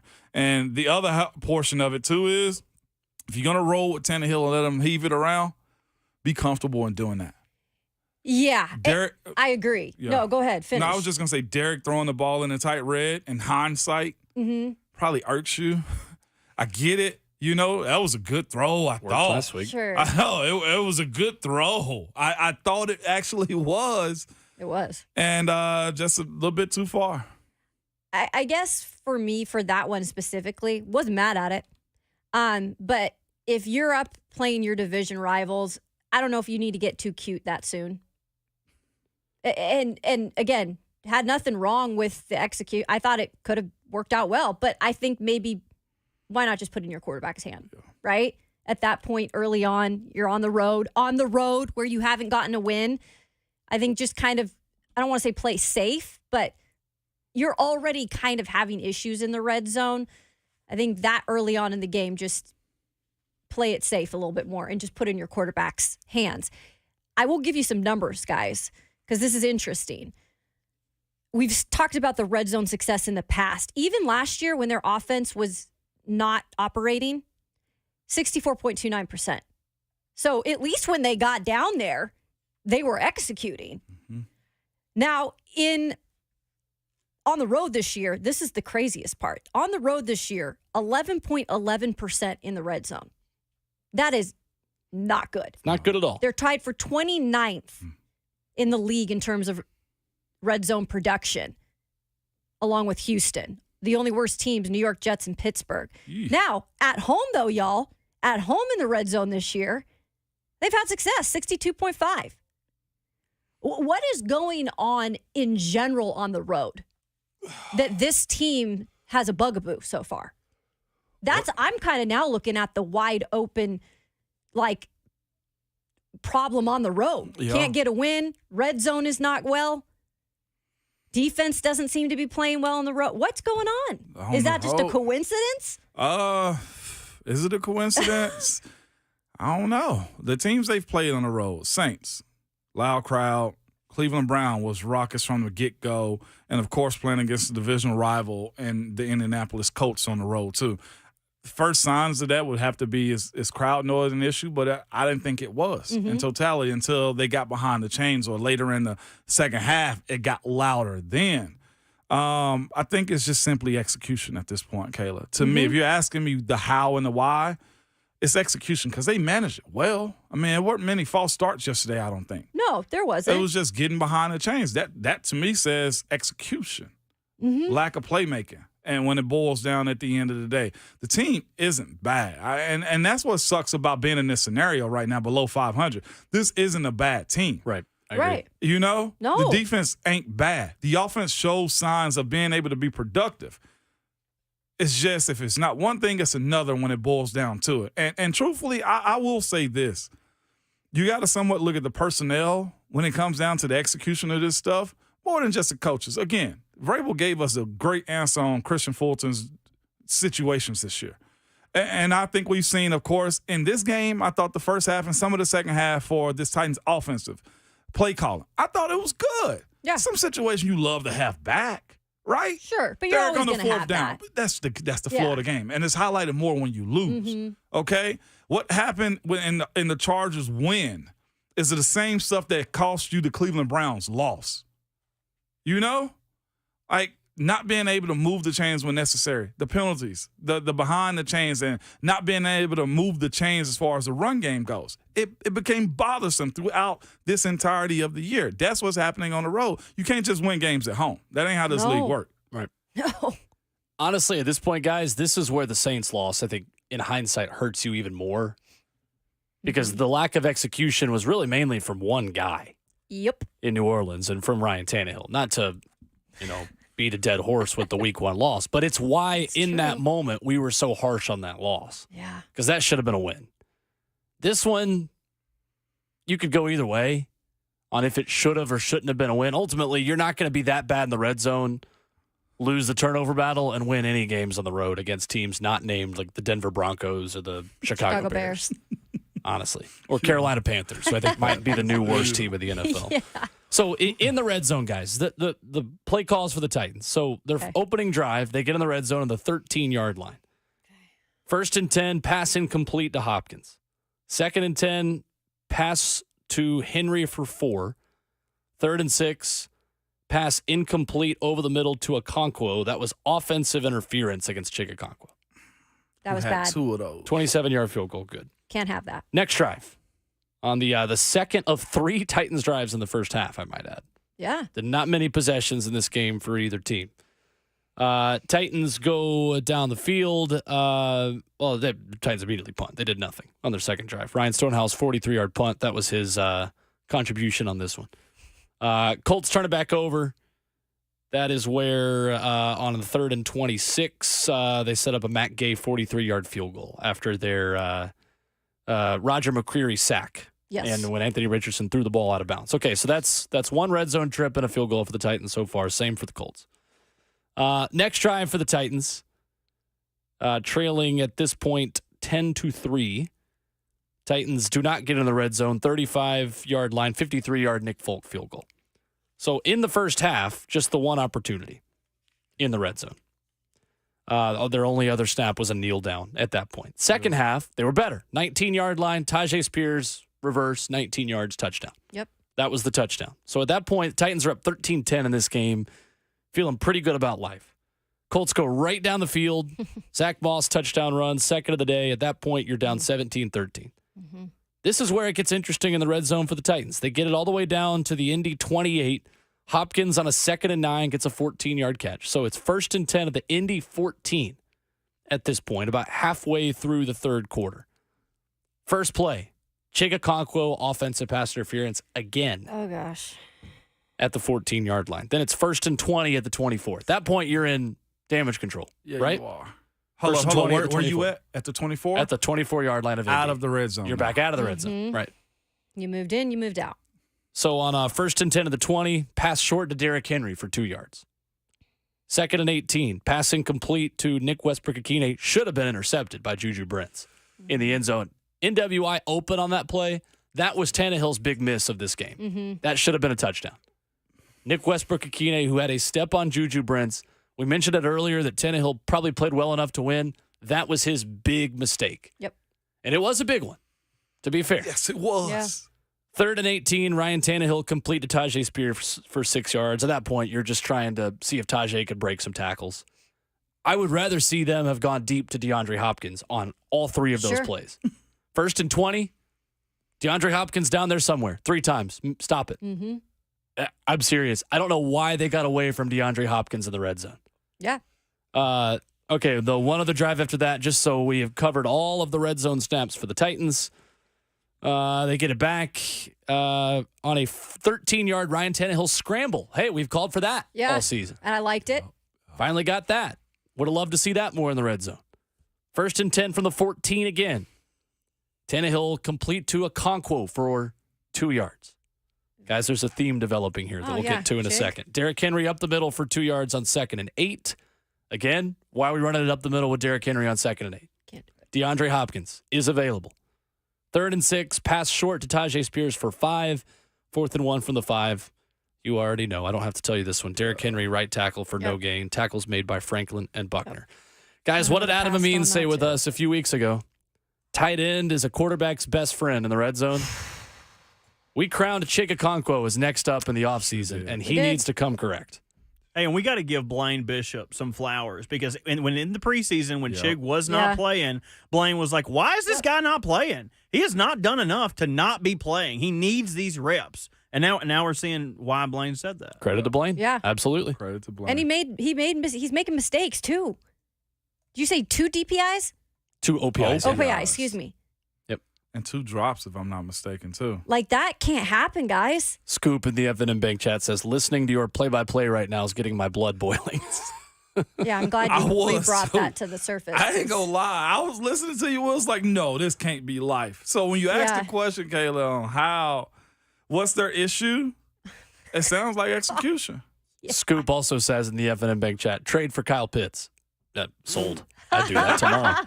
I'm serious. I would do that tomorrow. I mean, they're good with Arthur Smith and the Falcons. So to give what, though? Although he is having some issues, too. But at that point, too, though, like, Josh Wiley has been a better red zone target than Chig Okonkwo so far this year. Josh Wiley has a touchdown catch. And moving the chains numerous times, too. And when available, though, is where he has to actually straighten up a little bit more. That's execution to me. Some plays you love to have back. The up the middle with Derrick, I understand the mindset and, hey, we're going to turn this thing out and Derrick going to get us at least 3-4 every time he touches the ball. Again, it's one of those popcorn type of situations. If it ain't this, then it's that. Yeah. You know, but I'll say this, in all that was happening yesterday in Indy, the protection was solid enough to play down the field. It was. Guys holding up that end, whether it's Tannehill been a little late on that throw to NWI, or just guys dropping the ball and not being able to get yards after the fact. But I think that's what's the most frustrating because you're talking about the popcorn. Yeah. One pop comes up, now you got an issue with the other kernel that hasn't. Yep. So it's like now we're not talking about the offensive line that we've had to talk about for a couple weeks. But now there's all these other things that have been issues. It's maddening if you're a Titans fan, right? It really is. Because now you're, 5 games in? Are we 5 games in? Yeah, we are. Oh, my goodness. You've got to start seeing some consistency, and that's what they're missing. There is no consistency with this team. No. Couple polls on Twitter where we have asked for your interaction this morning. The first one, at Ramon Kayla Will, where you can go vote and share your thoughts. Should Tajay Spears have been given more carries yesterday? With 9 minutes left in the poll, 68% says yes, 32% says no. That's a stark difference from week 1 when fans were complaining that Derrick Henry was not on the field enough and Tajay was getting too many opportunities. That's changed. Second question was, should the Titans bench Kristian Fulton Sunday in London? 83% say yes. 17% say no. Buck Rising, thank you for letting us do polls for a couple minutes. Right. Wow. 83%? These are your polls. 83%. So yes, those are the polls. That's the show. Blaine Mickey got you coming up next. A2C Sports Primetime will go on tonight. We will talk to you then. Install with Greg Cosell on Wednesday. 615-737-1045 if you want to jump in. What if we just started stealing all of Buck's bits and doing them an hour before he does Be them? hilarious. Start doing bring back winners and losers, bring back dumbest Friday Fire. What was a good thing that happened? What's the dumbest thing in sports this week? Sit and spin. He doesn't use that one as often No, he anymore. The doesn't. sentence bit. Yeah. I love that one. Shadows. That one's my favorite. He sent Bert to the shadows last week in a different character, Bert. I didn't like Oh, that when he was did he? speaking like Lou Holtz. Yeah, he sent me to the Oh, shadows. that was funny. I did catch that. I was like, how did you go to the shadows? Yeah, how you gonna send Luke to the shadow? Lou. I keep calling him man Luke. Lou might Also- not come back. No. I love how Bert still has his appearances on there, even though he's not there. Like the SEC, like is the funniest thing. And you were doing it a cappella the other day, Yeah, the he recording. I love he calls it the acapella. I That's know. just my raw file. Yeah. And he's like, I love that he gives it 3 Acapella. takes at the end. It's like, no, I was trying to Let's find the talk right about one. I think I'm going to do another one for him. You know, I do miss You them, should. but I don't want to spend too much time. I'm thinking like, you down with SEC with Lucas Ooh. P? But I don't know. That would be a lot of time for I a show I'm like it. no longer involved with. So I would do it for Lucas, not for Buck. But I like That's I fair. like you having presence there, though. Even though I actually thought you were still live with him in those. Let's talk about the SEC. No way, man. I did. I'm I the would- village I did a idiot couple on that times, one. too. Yeah, That would be the exact opposite of working smarter, not harder. Come do it live, buddy. We got, do it live. got some bad news on a VFL, courtesy of Adam Schefter, about 20 seconds ago. Oh, Lions corner Emmanuel Mosley Not again. tore his ACL. Not again. Tore his left ACL in week 5 last year and tore his right ACL yesterday in week 5 this year in a win, over the Panthers.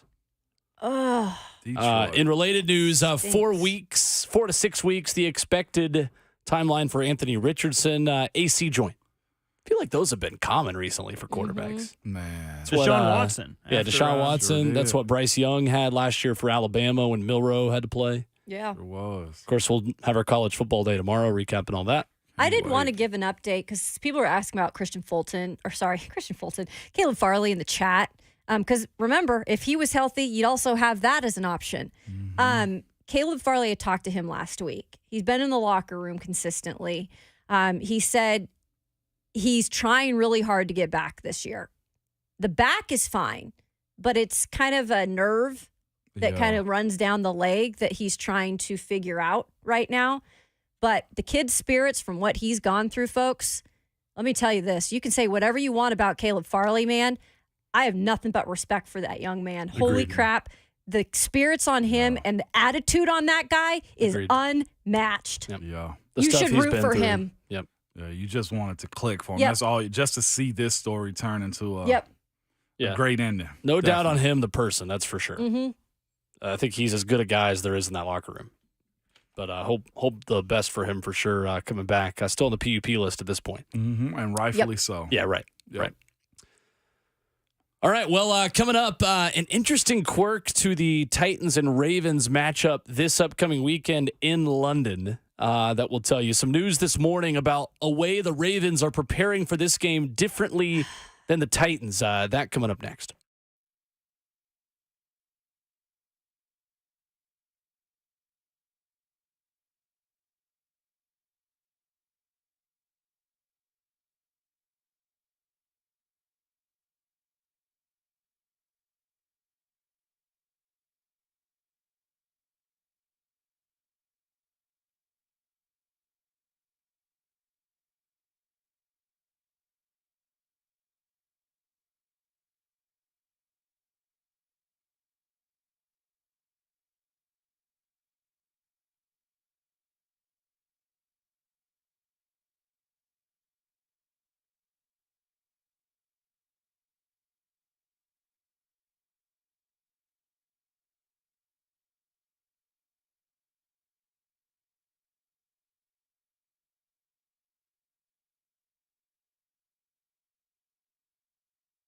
It's Ramon Foster for Hiller Plumbing, Heating, Coolant, and Electrical. And yes, I mean all of those things because Hiller is a full-service company, okay? The best thing about them that I love is this. They're family-owned and operated. They've been here in business since 1990, man. They are also proud sponsors of the Tennessee Vols, MTSU, Vanderbilt, and the Nashville Predators. And right now, if you have some things around your home that you've been putting off fixing, like that HVAC system, we always talk about the maintenance of it, or clogged bathroom drains, y'all, Hiller has some big discounts this month. When the temperature drops and you start using the heater for the first time, you don't want to be dealing with breakdowns and issues that you could have. This month, Hiller is offering half off HVAC tune-ups, and Hiller's also bringing back the $99 drain cleaning special. For just $99, Hiller will get you back up and running, and it'll be flawless, I promise you, because they live by this. Happy you'll be, or the service is free. That is their motto. They live by that. If you have anything around your house that involves the plumbing, heating and cooling, or electrical, reach out to my friends at Hiller, happyhiller.com, and be sure to tell them that Ramon sent you.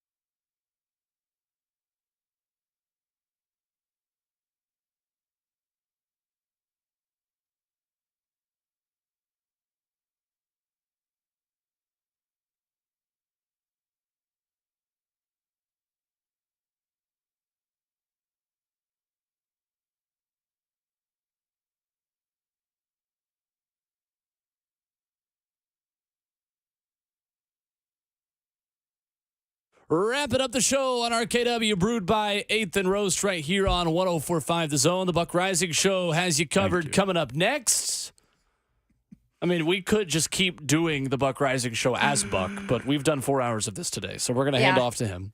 I'm throwing in the towel. Noon is where you can hear Mike Vrabel meet with the media on the show, live right here on the station.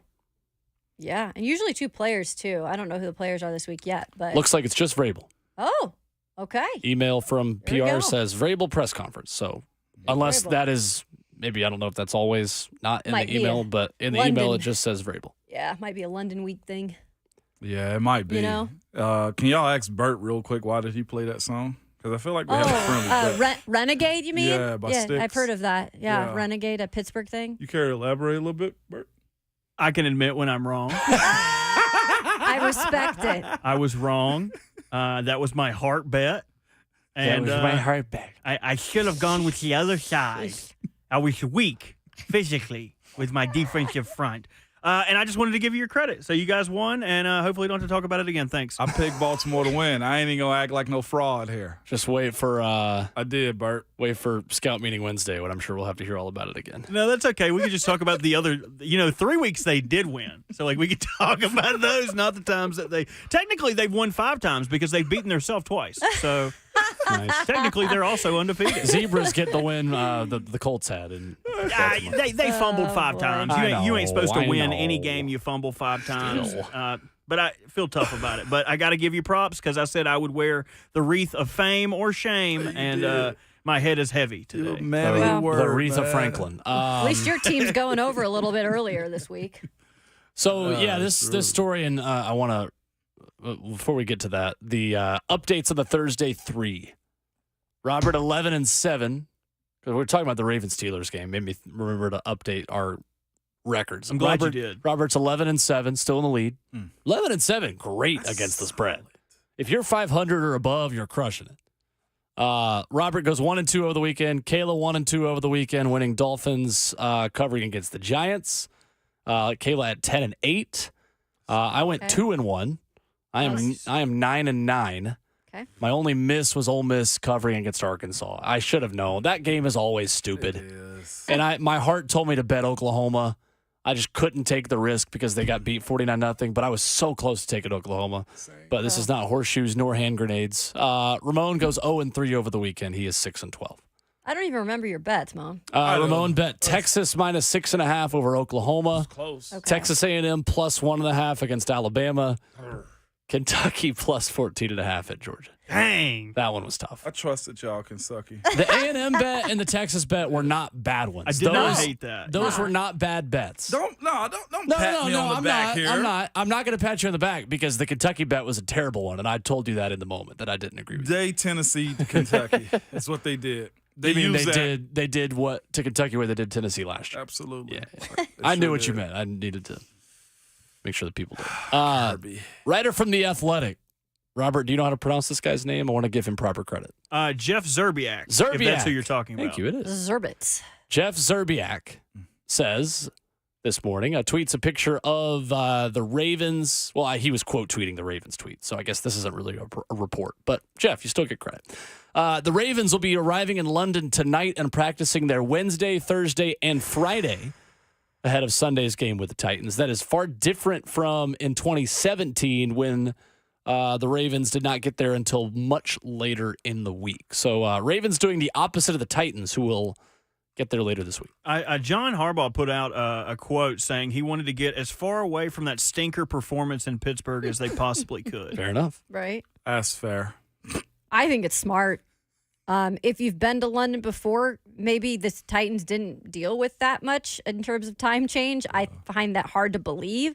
But I think the sooner you can get over there and adjust to the time, the better, because we saw how much of a kicking in the you-know-what it took on the Bills. Yeah. And I do firmly believe a lot of that had to do with just being out of whack. Yeah. I don't know. I think you could make the argument you're more well-rested with having more time at home before you go over there for a couple of days, because that long away from family and away from your routine also affects you too. Yeah, you could look at it that way too. I mean, ultimately the Bills, I mean, they turned the ball over and, didn't look good. And sure, that may be a part of it too. But for me, it's difference in procedure. Mike Vrabel, John Harbaugh both have their ways of doing things. I don't think it's a concern that the Ravens are going over this early. We'll see, because you had a team that was over there for 2 weeks beat a team that just smoked the Dolphins, and we'll see if the Titans come back with a dub. If they come back with a dub, this is null and void. When did you guys go when you played? Thursday morning. Did you win? No, we lost. How'd you feel is the bigger question. How'd I felt? By game time, you're good to go, honestly. Like, as long as we had that first night going to be a struggle, but as long as you get a full night's sleep the next night, you're good. That's what you need. You need that sleep right there. That was no real hangover. That was a nicely contested game that we played against Minnesota.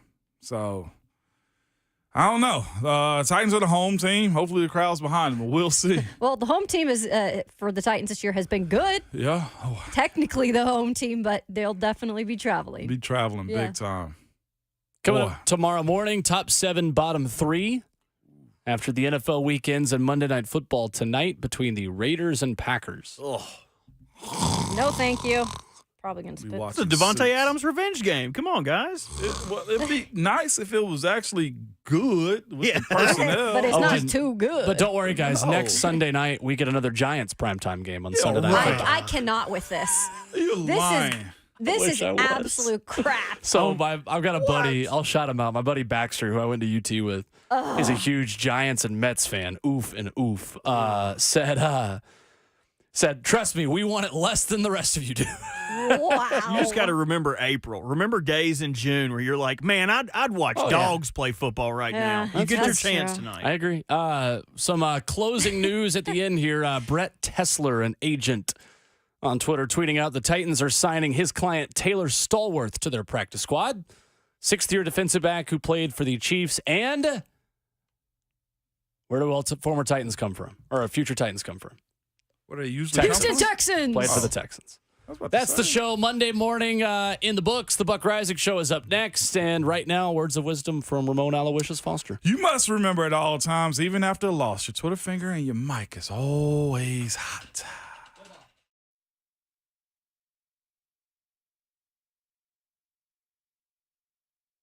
The Indianapolis Colts